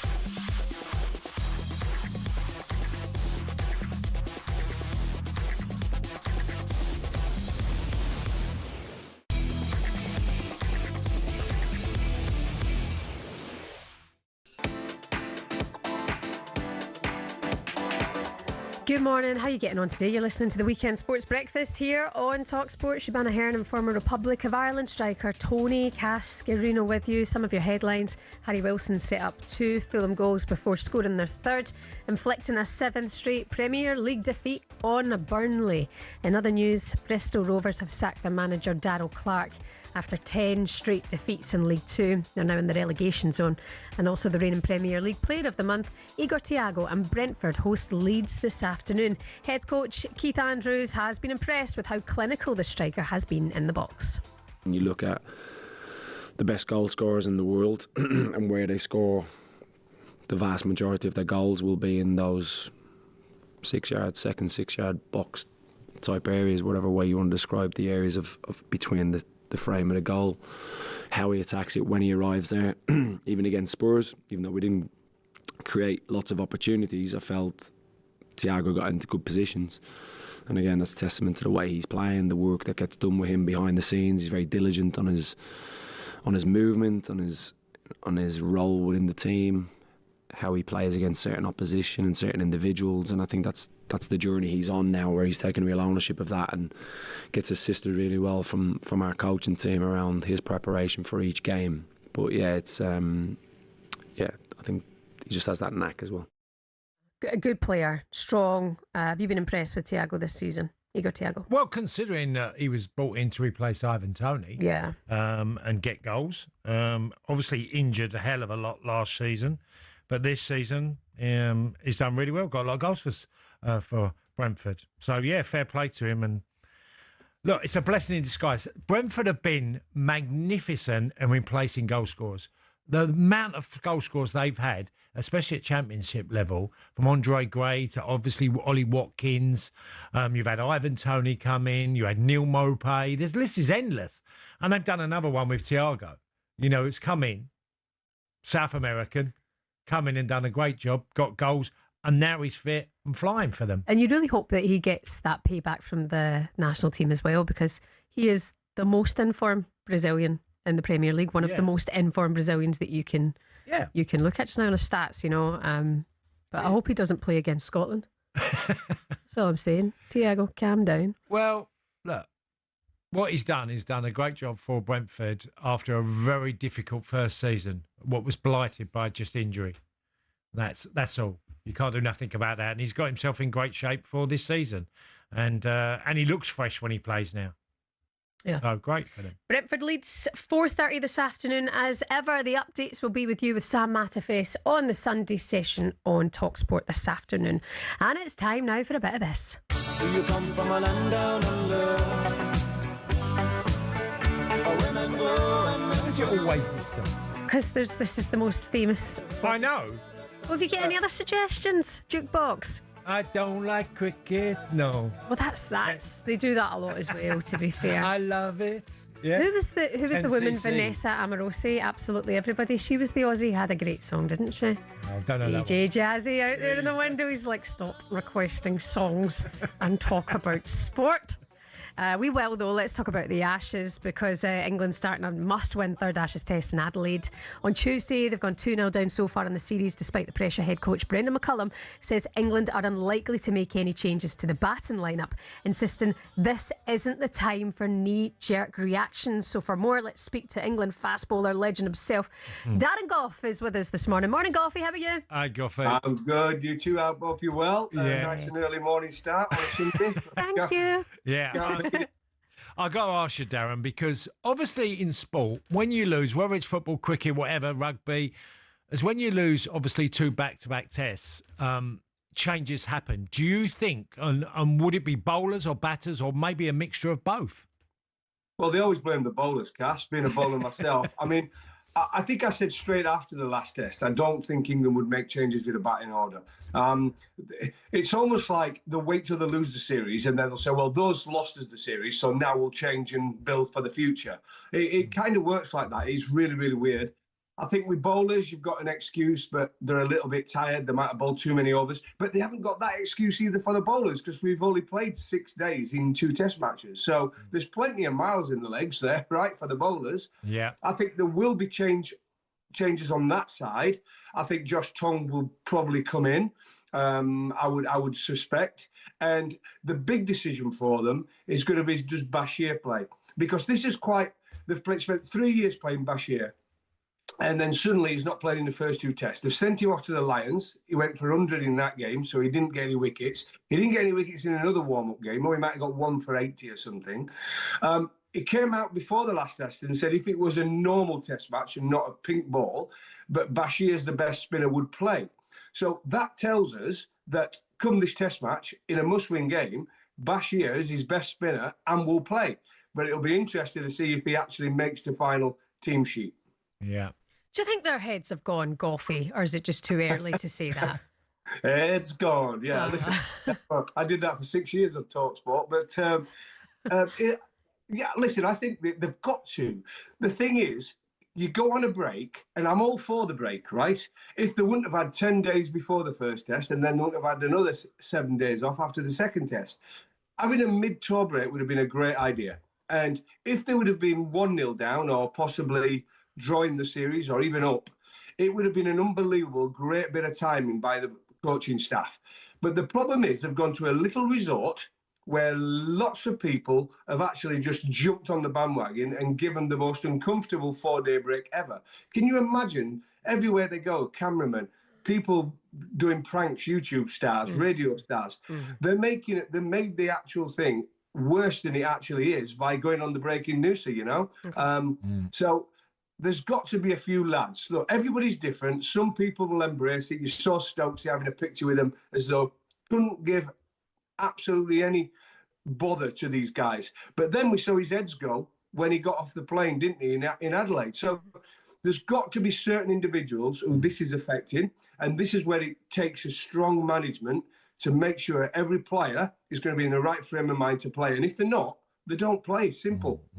Look, Darren, you've played against lots of Australian teams. How would you consider them? Have England made them look better than they are? Because of course they have, Cass. I mean, on paper, we all know this. They said England played a weaker team in 2010-11. That was a good England team at their very, very best, and they went over there and they won. Since then, we've been thrashed in every series over in Australia. And this time, I think this is what's hurting everybody in the countries, but they actually thought this England team has got a great chance of beating Australia. And on paper, let's be honest, on paper, England have got a better side. Yeah. They really have. Australia have had makeshift opener, makeshift batting lineup. They're arguing whether Khawaja comes back in. The bowlers, it's been their second team. Let's be straight about this. It's their second team. No Hazelwood, no Boland, no Nathan Lyon, nearly 600 test wickets. They didn't pick him in the second test match. And they thrashed England in 2 games. So I think it's the hope that kills you, isn't it? And I think that's why there's been such a backlash against England, being 2-0 down, in not even close games, in 6 days. In 6 days, we're 2-0 down. But this England team, and I will say it, and I'm confident to say it, they are good. They are good. They're frustrating. They're frustrating because we get into winning situations and lose. And if there's a little bit of this goes on, this England team can still surprise everyone. I know I'm being called all sorts of names for saying it. I went for Australia to win the series at the start, but this England team have got something that other teams haven't got. They can win any game from any situation, but they're going to have to turn it on and be at their very best against this Australian team. It's do or die. I like your positivity, Darren. Thank you so much for being with us early this morning. We appreciate it. Cheers, no problem. Good to see you. You're looking well as well, Darren. All the best to you. Third test gets underway on Tuesday. John Norman with us at 11:30 Tuesday night on TalkSport, and also the TalkSport Cricket YouTube channel for everything you need to know as well. It is a big one, and it's time now for this. Step up to the Oki and win the ultimate VIP darts experience on TalkSport. This is huge as well. Darts well and truly underway. We've got every session live over on TalkSport 2, but you could be there at the Ali Pali thanks to TalkSport and Pitch Experiences on the 23rd of December. Less than a week now to enter this competition. You and your mates, 3 of them, could be there. You've got platinum seats, fine dining, a complimentary bar, access to the 501 lounge with Russ the Voice Bray as well. He'll be in your company. Then straight to your Prime Arena table for the best view in the house. It's a bit of a bucket list thing, and it's one of those things when you're watching it in the lead up to Christmas, you wish you were there. Well, you could be there 23rd of December at Ali Pali, thanks to us. Here's how you can get involved. For your chance to win, text DARTS, DARTS, to 83338. Texts are £2 plus your one standard network rate, or call 0343 421 7508. The lines close at 4 o'clock this Thursday, and then you'll need to answer your phone if it rings for your chance to win. It's 18 plus and UK residents only. Text DARTS now to 83338. This is a network promotion. All of the terms and conditions are on our website at talksport.com. You're listening to The Weekend Breakfast. Coming up next, we're going to discuss a massive game for Celtic today in the Cup final.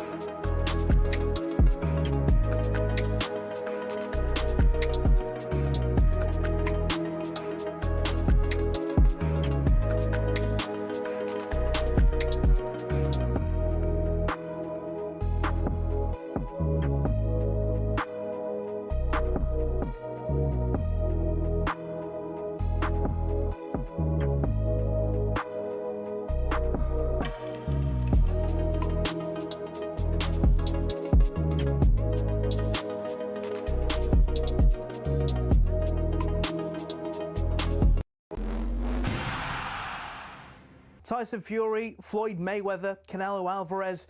Just hearing these names makes you think money and the hundreds of millions of dollars, pounds or Saudi riyals in boxing. But that's at the top. At the bottom, it isn't quite the same. Even for those on the rise, there's not an awful lot of cash in the boxing world. And if you're just starting out, well, it can be a very costly exercise indeed.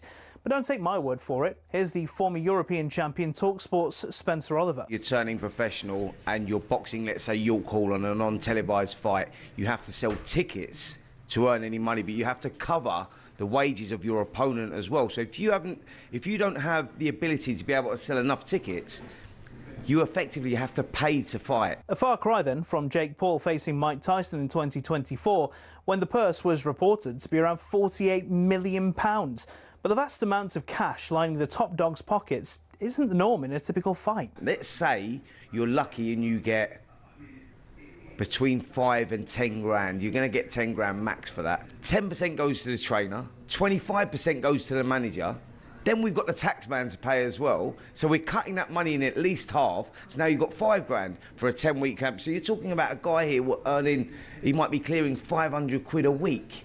How do you support a family on that? So boxers chase the dream. And, you know, there's probably 2% of them that actually make it. So say you do make it and you start to rise up the ranks. Strikers Boxing, a training academy, says the mid-tier fighters can earn more, somewhere between £10,000 and £50,000 a fight, depending on record, profile, opponent and popularity of weight class. It's only at the top level does the real cash start flowing in, with the top-tier professionals, i.e. those going for titles, earning 6 figures a fight. Something else you'll have heard of is the terms prize fighter or journeyman. A prize fighter is, as it sounds, someone who picks up fights where they can and gets a nice big check if they win. Journeymen are the fighters who take on up-and-comers, effectively used for experience in the ring. Even if they're going up against the real prospects, a young Anthony Joshua, for example, these guys will be lucky to earn more than 10 grand. So the average boxer isn't as rich as you'd think.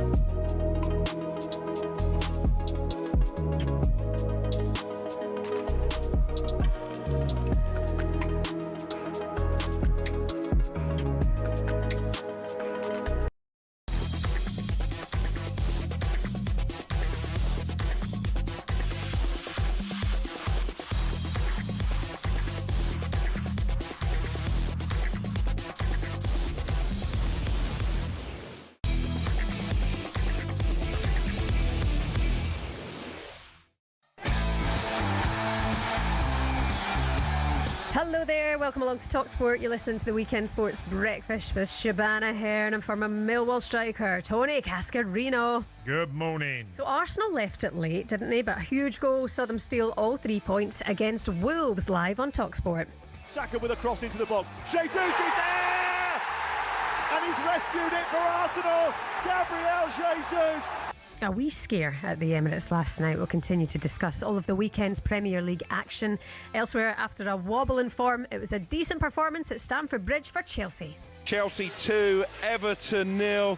Chelsea picking up their first win in 5 games in all competition. And one of the biggest derby games returns for the first time in almost 10 years today. Sunderland versus Newcastle in the Premier League. How is Eddie Howe feeling about this one? It means everything to me personally. I want to do the club, the city, our people proud. And a man who's played for both of the clubs, Jack Colback, will be with us on the show a little bit later on. You're listening to the Weekend Sports Breakfast on TalkSport. Good morning. It's going to be huge, isn't it, today, Cass? Sunderland, Newcastle, yes, back in the Premier League. Yeah, great derby. I mean, all of the papers today all have detailed pieces on just how strained this derby is, how toxic it can get, how volatile it is. Brilliant piece in the Telegraph, Luke Edwards writing today about it being all the way back to the English Civil War, not just a football match, a rivalry forged from shared history of economic competition, jealousy and animosity. And then it's that picture of, remember the police horse being punched? Oh, that goes all the way back to then in 2013. Which is the bigger club, Sunderland or Newcastle? Well, you're asking me to answer that. Yeah, if you could. Well, hang yourself. If you're looking at recent history, of course it's Newcastle. Well, Sunderland, they're pretty much, on par in lots of ways. They both have huge support.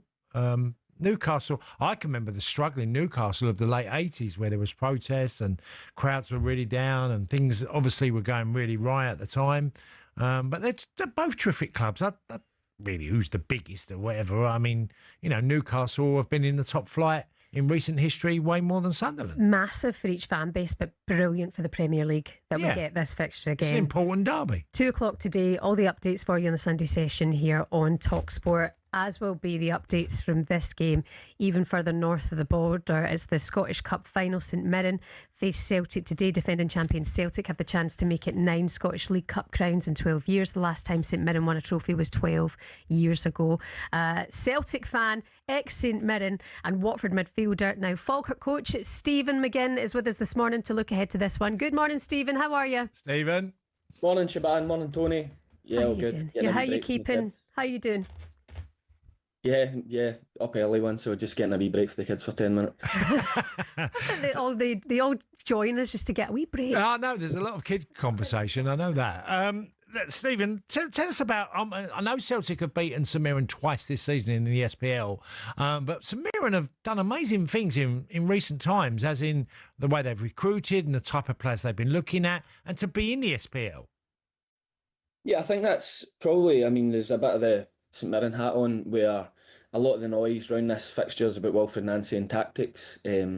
Stephen Robinson's been on an amazing journey with St Mirren, culminating and kind of getting to this point. He's took St Mirren back to Europe for the first time in about 30 years. And the one thing missing from his tenure has been a cup run.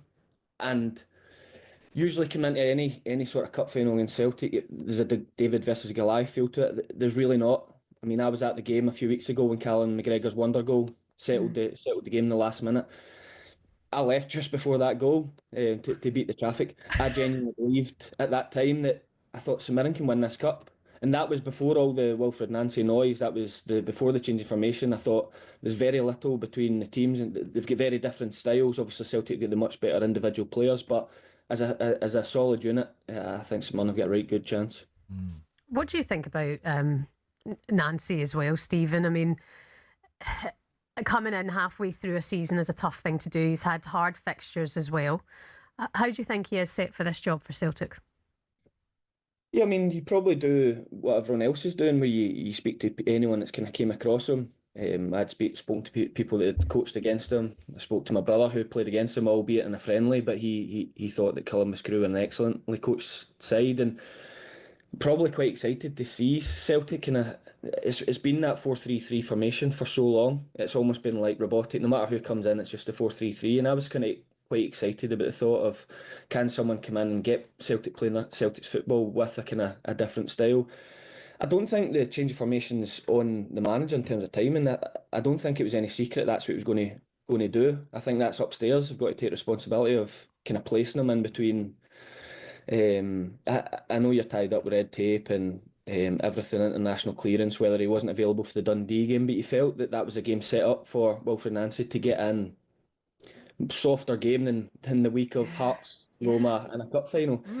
But he's probably noticed right away. I mean, it's Celtic are one of the biggest clubs in the world for this intensity. I mean, you come in a week into the job and people are questioning absolutely everything about you. So that's what makes it one of the great jobs, and why it'll be so rewarding for him if he can get Celtic over the line today. Stephen, Celtic obviously have the main support at the game at Hampden, but St Mirren, are they called the Buddies, the fans of the St Mirren? Yeah, the Buddies. Yeah, the Buddies. Explain Buddies. Is there any link there? No, it's just the nickname. Call ourselves the Buds, but they're going there in big numbers, 13,000. Average home attendance about 6,000 or 7,000. So they're going there in big numbers, and I've spoke to some of them. The build up to this game, there's almost an uncomfortableness of actually being a game that someone think they can win. There was this feeling a few weeks ago going into the final that it was going to be Martin O'Neill's last day, and I think it's kind of suited St Mirren and our fans in a way of we're going there to spoil the party. There's now probably a different expectation and pressure in terms of where Celtic are right at this minute, and there'll be St Mirren fans, the 12,000. They'll be going there and thinking we can win this cup. Yeah. Oh, honestly, I'm hoping and praying for Nancy, because it'll be so harsh today if they are to lose that game, having come in to be your first Celtic manager to ever lose the first two games, in charge of the club, and then to lose the cup final. Stephen, it would be a disaster, but maybe it's the right time to bring him in, because it does show the magnitude of the job, and how much of a job he's got to do.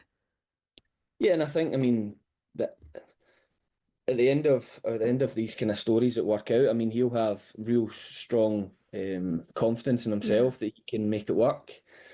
He still has the best card. I know there's been all the chat about Celtic not doing well in the transfer window, but they have the most money. He's going to have the backing of the owners to make it work. So it's not a disaster, but these are the moments, these are the bits where probably from a player point of view, you're looking to the manager and say, how strong are you? How are you dealing with this? You're watching everything. How are you speaking? Are you going to change? Because the press have told you to do this because the noise is saying this. What are you doing? Because a recent Celtic manager and Ange Postecoglou, it was all the same noise around him. He lost quite a few of his first 6 or 7 games, and it was, I'm not changing no matter what. And if you get on board, because this is where I'm taking the club, and the players got on board, and it became quite the story in 2 years, and he ends up in the English Premier League. So it's on Wilfried Nancy to stand up, get the chest out, and get the best out of what's the best squad of players in the country. Yeah, and look, I'm losing at home to Roma. Okay, so it feels for Celtic fans a really poor result, but Roma have been doing really well this season. Yeah, they've spent 350 million on their squad. Celtic have spent 150. They've got a very, very good side. You speak about coaching. I mean, Gasperini, we won the Europa League a couple of years ago. I mean, the job he did at Atalanta was unbelievable, and you can see how well coached Roma were. And what Roma have is athletically, size. They just went man for Celtic and said, we're just going to keep robbing you because we're bigger, we're stronger, we're faster. And it was a sore first half. Yeah. Stephen, can we just ask you about John and Scotland qualifying for the World Cup? Are the McGinns booked? Are they going on tour?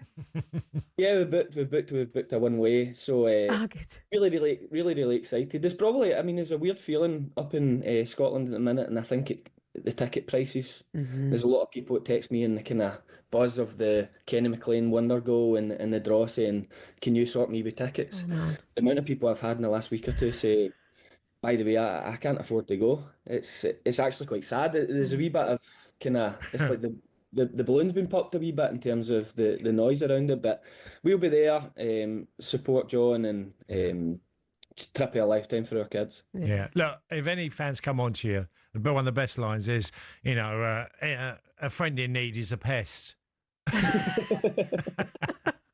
It's amazing how they all come crawling out the wood. Don't. I can tell you, honestly, Stephen, World Cup 90 and 94, inundated with people. I had people turning up at the hotel in Italy, my cousins from Monte Cassino. Right, I'd never met, and could we have tickets?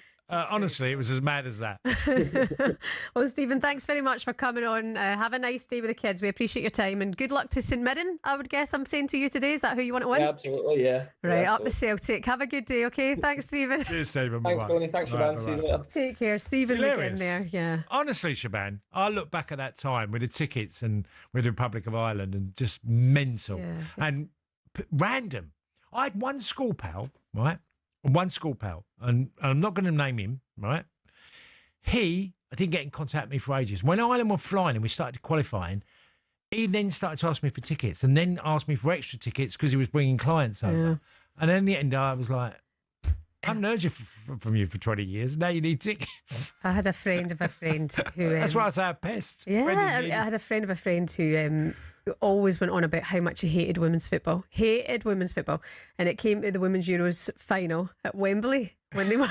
And that...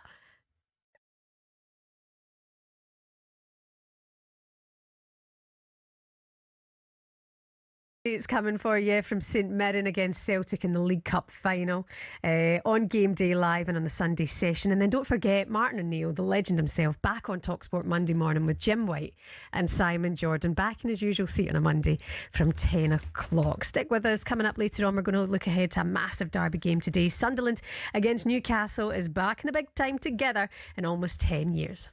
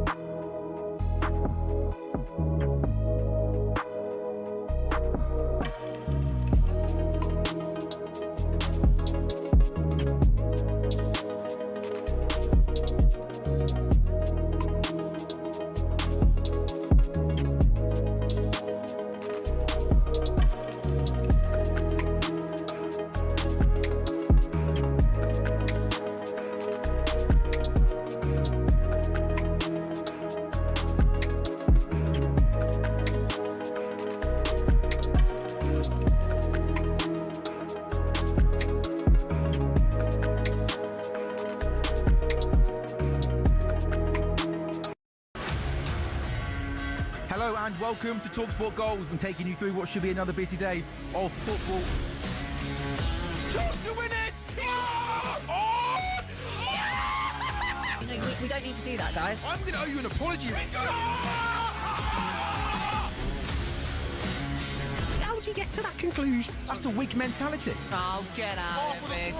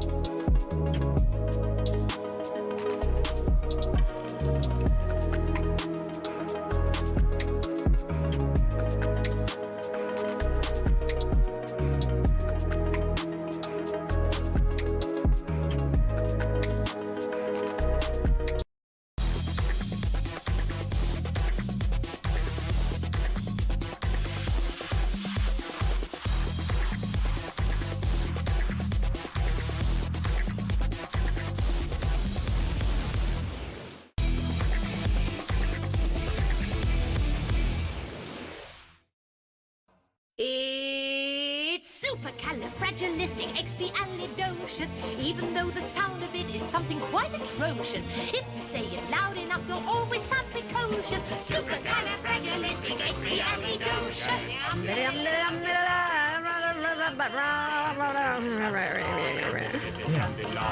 I was afraid to speak. Mary Poppins. Indeed, so it is. And who? Dick Van Dyke. Yeah. Yeah, one of the classics. Absolute classic. Can you spell supercalifragilisticexpialidocious? Go on, dare you. The legend Dick Van Dyke turned 100 yesterday. 100. 100. Unreal, yeah. Wow. Yeah. I mean, the only person I know who's over 100 and is still alive is the kit man for the Republic of Ireland. Really? Charlie O'Leary's name. Can you get him on? He probably would come on, Charlie. He's over 100. Wow. 101. Fair play. Absolute legend. What's the secret? Does he ever say? Or? Well, I don't know what his secret. No, he just. I mean, I know his eyesight's been really poor, and I haven't seen Charlie for about a year, but I know he's still alive because we all put messages on the Italia 90 group, and with the internationals, and Charlie's still around. We congratulated him on being 101. Wow. All messages, Charlie. Fair play. Yeah. Fair And do you know what? When I released my book, in Dublin, Leeson's in Dublin, Charlie was the first in the queue. Oh, He was my kit man. that's amazing. Republic of Ireland. Still And I was like, Charlie, I didn't want him to buy one. I said, Charlie, no, I'll get you one. And he went, no, big man, I want to buy it. Good man. I want to buy it. Sounds like a good man. Maybe Yeah. that's why he's lived so long. Yeah, but yeah, so 100, fair play to Dick Van Dyke. Mr. Dawes, I think his character was. Was it really? I think it was Mr. Yeah, it was Dawes, wasn't it? Was it Dawes, Mr. Dawes?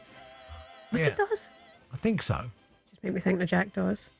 Was it Bart Dawes? D-A-W-E-S, I think Dawes, something like that, yeah. Well, happy Anyway. birthday, Dick Van Dyke. If you want to give us a call, 371. Okay, it's time now to get the latest odds with Coral. The Coral Daily Download on TalkSport with Coral. Get set to bring the cheer this festive season with a sleigh full of free rewards from Coral. 18 plus gambleaware.org. This is the thing about you knowing some random stuff. His second name was Dawes, but everyone just knew him as Bert. Yeah, no, you just said something that made me laugh. Said we should get him on. I'm thinking, going, hello? Hello? Who's that? Dave Stevens is with us now. Good morning, Dave. How you doing? Good morning, Shebahn. Morning, Cash. I'm good form, thank you. I mean, look, happy birthday to Dick Van Dyke, making the free. But let's not get away from the fact that his Cockney accent in Mary Poppins was terrible. Yeah. I mean, if ever there was a bad reference, oh blimey, Mary Poppins! It wasn't his finest moment. But hey, Dick Van, happy birthday and happy birthday to Charlie the Kit Man. Yeah, Charlie the Kit Man. To deal with your squad of players, Cass, and still live to a ripe old age. Oh, that's some achievement. Very, very, very. Hey, any price on Dick Van Dyke getting to 101? Is there any price on you or I getting there? I don't know about Dave. I just wouldn't want to get to that age. You know, just that. Imagine being 100. That's the spirit, Cass. Oh no! I mean, look. Happy Christmas, everyone. You'll still be here on weekend breakfast. Yeah, I said the wrong thing there. Anyway, we better move on to the football before I get myself in trouble. The big one is Sunderland, Newcastle. Dave, any price? I'm sure Newcastle will be favourites, but I'm not sure how short. No, they're not, Kaz. They're not. But it's interesting. There's a real 5 games today. 4 of them really, for me, a sort of theme of good away records versus bad home records and vice versa. But starting with that one and that, I mean, this is a classic case. Newcastle, not great on the road. Sunderland, unbeaten at home. And yet, Newcastle are 6-5 favourites. Sunderland, 23-10. 9-4 the draw.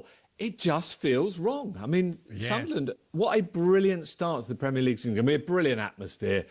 They've got a fantastic record in. I know they haven't played for a while in the league in the derby, but I think they haven't lost in 10 or something. There's a very good stat for Sunderland. I say, aside from the fact they're also unbeaten at home this season, so that feels wrong.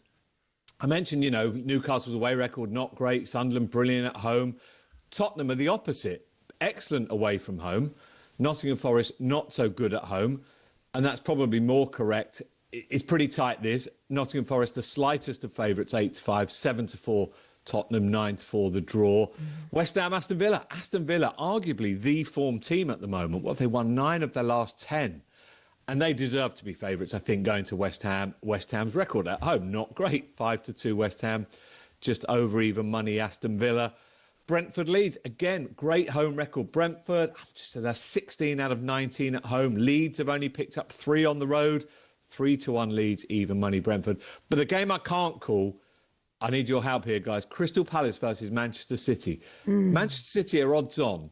Right. Now, they are on a good bit of form, but they're not invincible this season by any stretch. Palace obviously had the edge over them in the FA Cup last year, 3-1 Palace. Shebahn, Kaz, I mean, how do you I say this is the hardest game for me today is calling this. Is Man City going to Palace? How do you see it? Well, in normal circumstances, City are at their, if they're a decent match, you think they can get past them. But Palace are the best at playing their own formation. They do it brilliantly well, and they cause teams problems. Mm-hmm. And it's a tough one. I would probably edge on the draw. I really wouldn't, David. I wouldn't want to go against Palace. I think they've shown way too often in the last year that they can beat any team on their day. Yeah, I'm thinking it'll be a cheeky wee Palace win today. I do. I think we're all in agreement, aren't we, that Manchester City, okay, despite the fact they come off a good result in midweek, to be odds-on favourites, I don't know, it just feels wrong. What it does mean, of course, is they're going to have to keep the pressure up on Arsenal. I thought it was fascinating and just shows you that, even at this early stage of the season, it's about results, not performances, because Arsenal have shortened for the title, despite needing 2 own goals, despite needing a dramatic own goal later on to beat Wolves yesterday. They are 8-13 from 4-6, because I say it is just about points on the board, and they've got that. Manchester City 15-8, 25-1 Liverpool, despite the victory. But we've got to give a shout out to St Mirren, Shebahn. I know you'll be obviously cheering Celtic, but what a great Celtic's record. Have they won their last 8 Scottish League Cups? Mm-hmm. Yeah, well, it's like 9 and 12, isn't it? I mean, it is extraordinary. Mm-hmm. It's no great surprise that they are 4-9 to win this in 90 minutes, 2-9 to lift the trophy.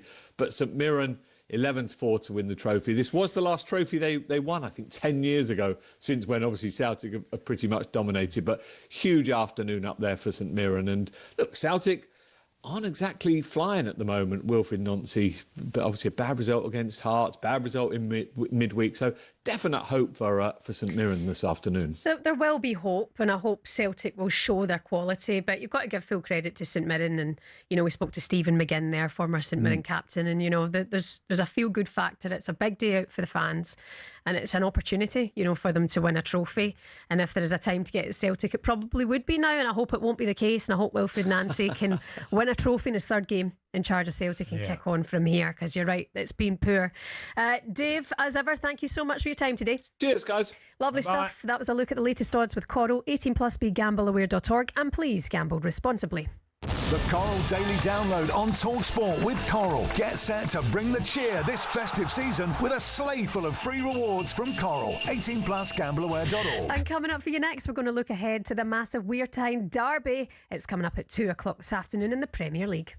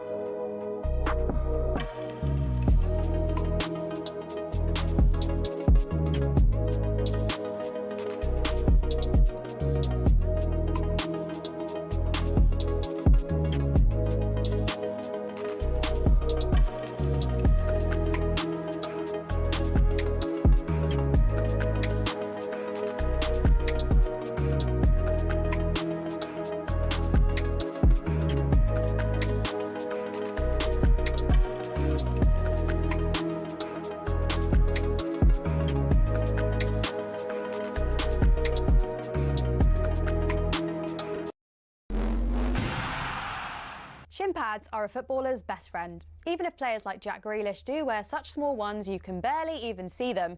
But what's the story with shin pads, and are there actually any rules on how big they should be? It all started with cricket, actually. Cricketers had been wearing shin pads since the 1700s. It was thanks to this guy that shin protection made its way over to football. Meet Samuel Widdowson. He was a cricketer and a footballer. He played for Nottingham Forest back in the late 1800s, and he wanted a way to protect his legs from nasty tackles. Naturally, his mind drifted to his other favourite sport, where players had been wearing these pads for a century. Story goes, Widdowson cut up his cricket pads and popped them on before taking to the footy pitch. His Nottingham Forest team then began wearing them from 1887, and the first known use of them in a match was in 1894, in a match between Newcastle and the then Woolwich Arsenal.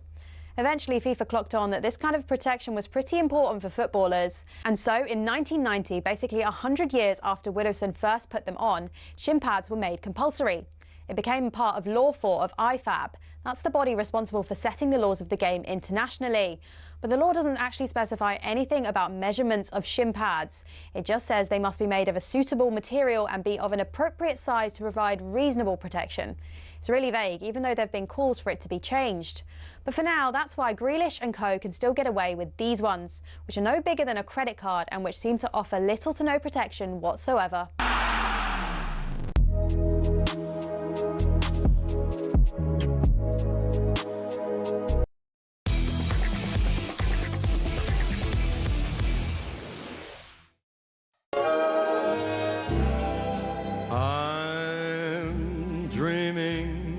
of a white Christmas, just like the ones I used to know. Morning, this is the Weekend Breakfast on TalkSport with Shebahn and Tony. That's Sinatra. Yeah.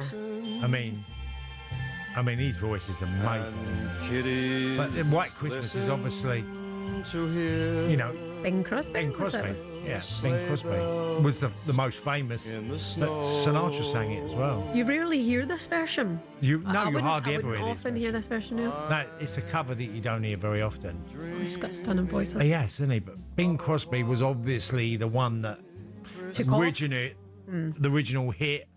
But you listen to Sinatra sing it, it's like, wow, that's close. Yeah. Tell you what, that Frank will go far. Lovely voice. Stunning. We're just doing some Christmas festive songs for you this morning here on TalkSport. Here's what's coming up for you on TalkSport today. 9 o'clock this morning. The Sunday edition is back with Henry Winter and Sean Custis. At 11 o'clock, Max and Charlie Baker here on the warm-up. And then it's Sam Matterface going around the grounds on Game Day Live from 1:30. All of the goals from the Premier League and beyond. Over on TalkSport 2, you've got the darts from Ali Pally. Sessions at 12:30 and then at 7 o'clock. We've also got the NFL for you tonight over on TalkSport 2. And then Madge and Pards will be here taking your calls on the weekend's football on the final word from 6:30. And then Danny Kelly takes you through your night from 9 o'clock on the Trans Euro Express. If you haven't already, what are you doing with yourself? Download the TalkSport app and you can take us anywhere with you today. This is Weekend Breakfast coming up for you this afternoon. It's an absolutely massive game in the North East. Sunderland take on Newcastle. It returns to the Premier League.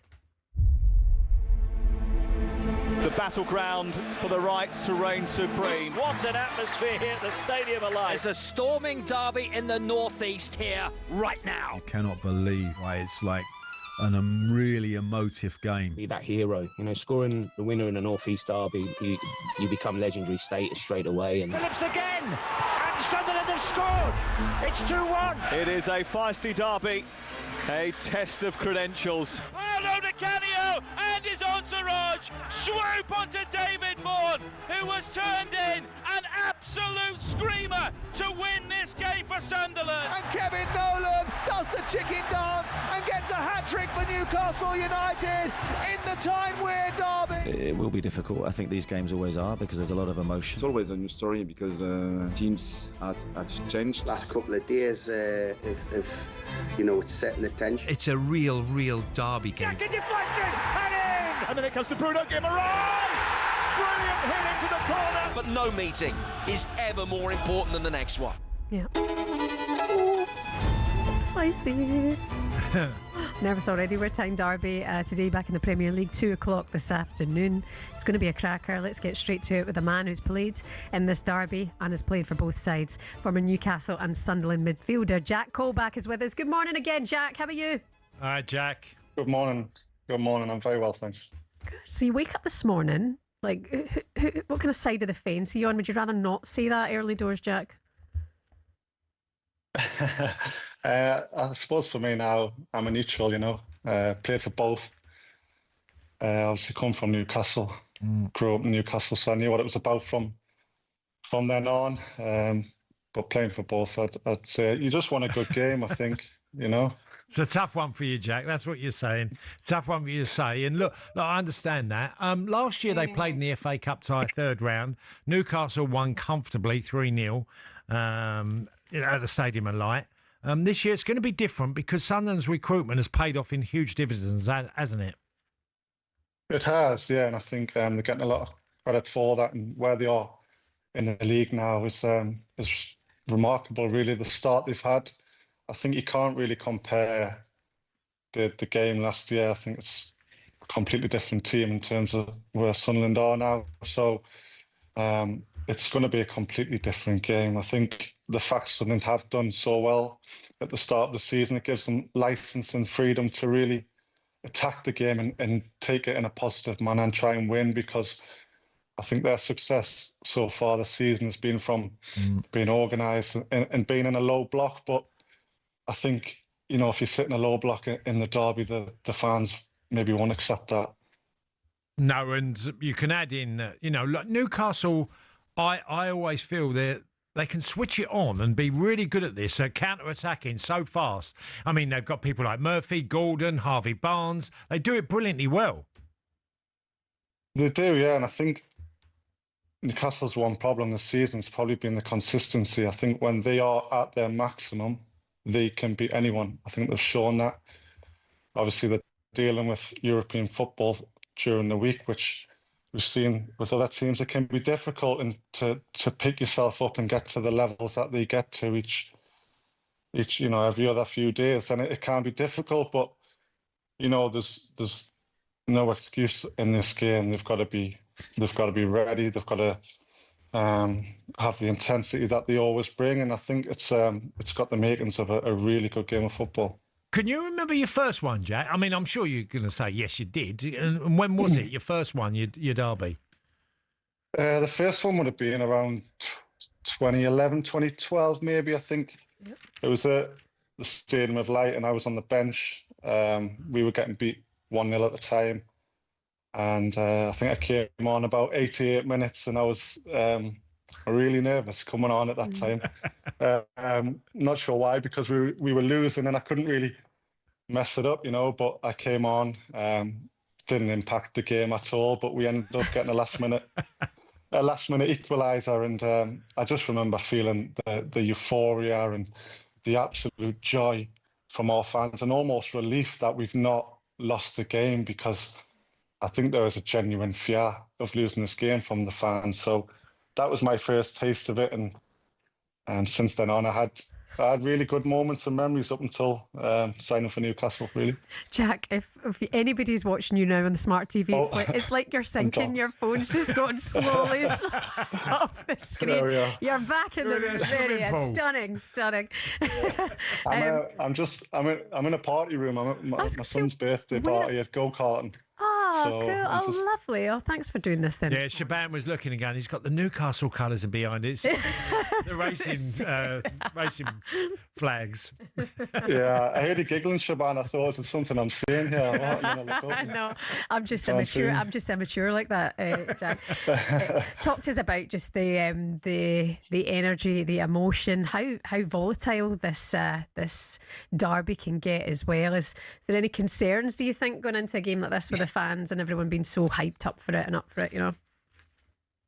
I think there's always concerns, isn't there?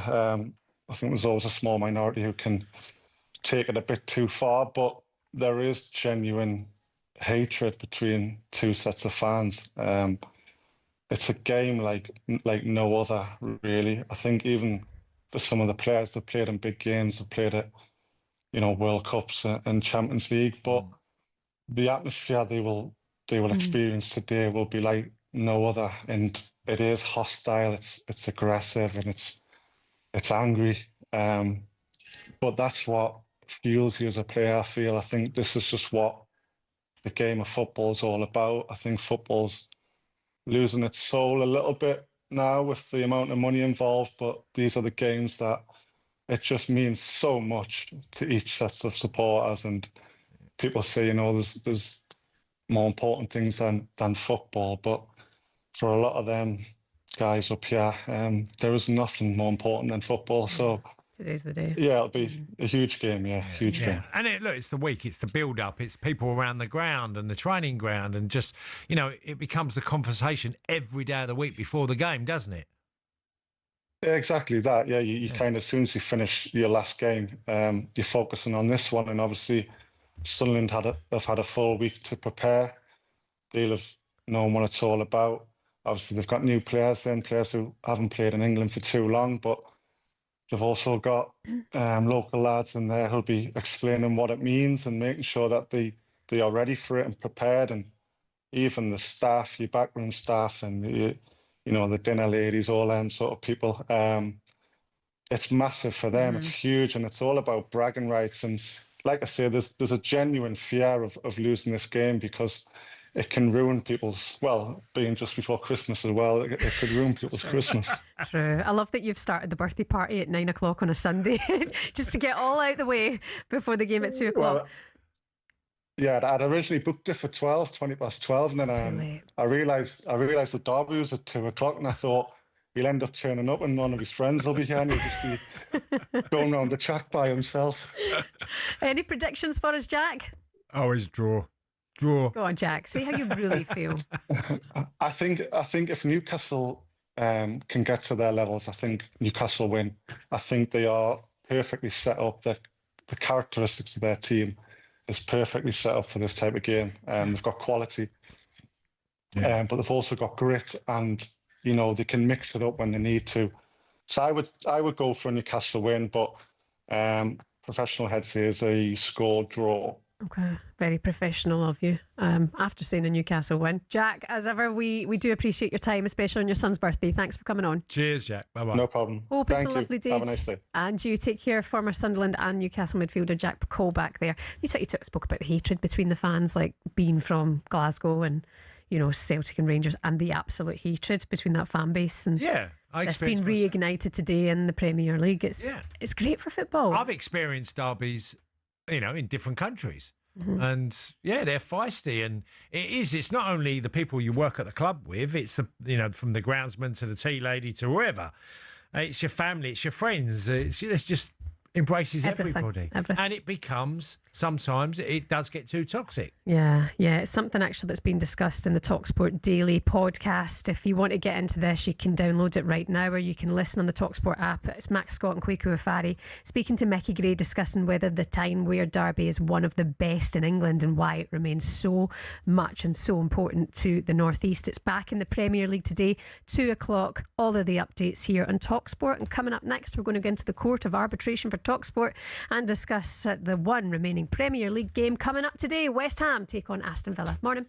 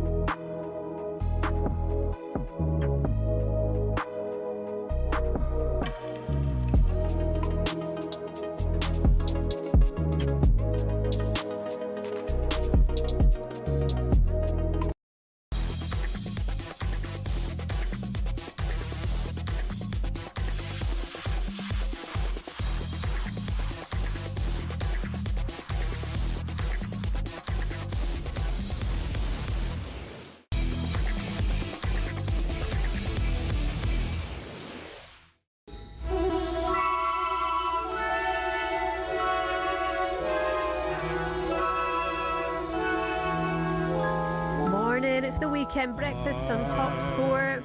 Sorry, I cut you off there, Bing. Of a white Christmas. Shebahn Aherne Tony Cascarino.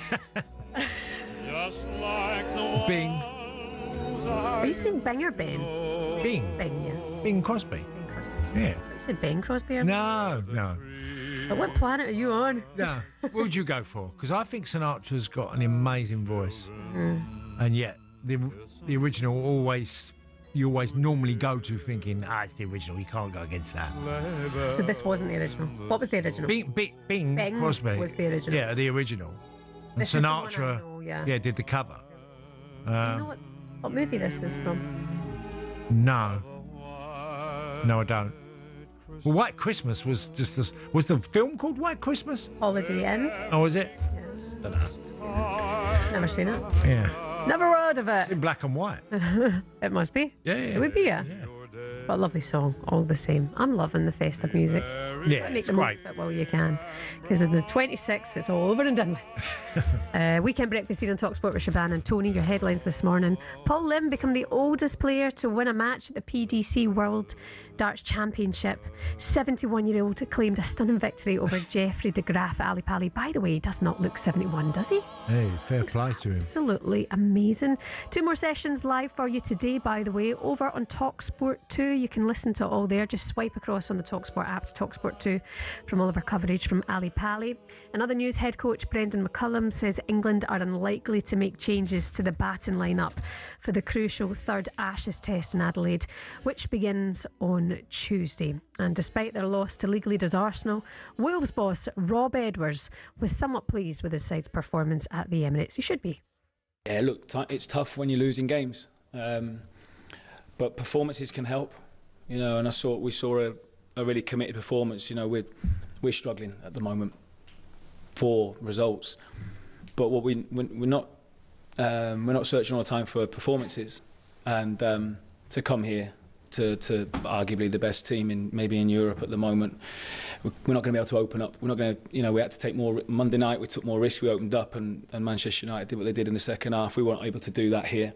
So we saw a team that were focused. They followed the game plan. They stuck together, showed a spirit, took the moment when it came, and almost delivered a sort of a perfect game in terms of what we can deliver at the moment. So that keeps people together. I'm gutted for them. They did a job last night, and they made it tricky for Arsenal. Arsenal showing that they've got the guts of champions to get the job done, but I felt for Wolves because they played well. Yeah, well, look, it's easy now, isn't it? All you do is refer back to the game against Arsenal away and the performance. Yeah. No. Yeah, that's what you showed you could do. Yeah. So we've got to have the belief and confidence we're going to come up against teams that ain't as good as them. So you've got to try and instill in them that that's okay. You've gone to the Emirates and you've played the best game from this season, okay? I mean, you've lost it. But the level of performance, if you keep even close to that and the effort desire, you will get results. So there's your target. Your target is trying to get results now. Yep. Yeah, exactly that. Yeah. It ended last night at the Emirates late on. A last-minute own goal. Arsenal won the game 2-1 against Wolves. Let's do this now. Step up to the Oki and win the ultimate VIP darts experience on TalkSport. We were just talking about the 71-year-old vet, Paul Lim at Ali Pali. Well, you could be going there to the PDC World Darts Championship, all thanks to us at TalkSport and Pitch Experiences on the 23rd of December, right before Christmas. A nice wee treat to you from you. All you have to do is enter this competition, and you and 3 mates could be going along to Ali Pali, getting platinum seats, fine dining, a complimentary bar, access to the 501 lounge with Russ, the voice, Bray, our friend here at TalkSport. Russ will look after you, and then you're going straight to your prime arena table for the best seat in the house right before Christmas. An unbelievable, unforgettable Ali Pali experience. So here's how you can get involved. Jot this down. Text the word win. Text the word darts, DARTS, to 83338. That's text darts to 83338. Texts are £2 plus your one standard network rate, or call this number 0343 421 7508. That's 0343 421 7508. 508. The lines will close this Thursday at 4 o'clock. You'll need to answer your phone if it rings to make sure that you're in with a chance of winning. It's 18 plus, UK residents only. So text the word darts to 83338 now or call 0343 421 7508 for your chance to win. This is a network promotion. All of the terms and conditions are on our website at talksport.com. Good luck. Quick word to today, Cass. West Ham take on Aston Villa. Yep. That one kicks off at 2 o'clock this afternoon. Huge game for both clubs, right? Well, yeah, obviously West Ham for different reasons. Found a bit of form. Keeping up some of the good work that Nuno has done, and knowing you're playing a team that just beat Arsenal. We just referred to the level of the type of teams you've been playing, and for me, it's a massive challenge for West Ham to take on the Villa. Villa have been absolutely flying. Their record is just sensational from the start from the start, but 5 games in and where they are now on their run of 14 wins in 16? Mm-hmm. It's just been wow. Yeah, 30 points, a point so Man City.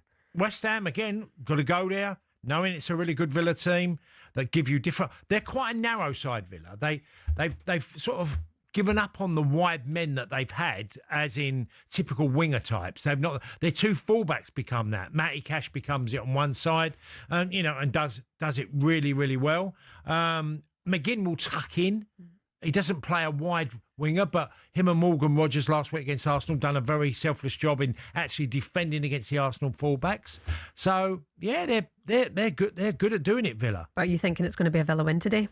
I think that if Villa on their game, that they're a good side. They will cause West Ham problems. Yep. There's something about West Ham that you can go, under Nuno, they've picked up slightly, and maybe it'll suit them today. I don't know. It's a tough one to call. A real tough one. Yeah, well, if Aston Villa get a win over West Ham and City, say, potentially drop points to Crystal Palace, Villa will go up to second in the Premier League. Absolutely incredible. OK, before we go, it's time to do this. Setting the record straight. The Court of Arbitration for TalkSport. Calling Tony Cascarino. Court in session, baby. This is Cass, where we ask our very own Tony Cascarino to cast his judgment over some of the most controversial questions in sport and decide their fate. Have a look at this. Kolo Toure, full of praise for Erling Haaland, comparing him to some of the greats. I will say he's right among, the top. Like the Thierry Henry, the Alan Shearers. And what I really like with Erling is a humble guy. He's incredible person. He still have a big room for improvement as well.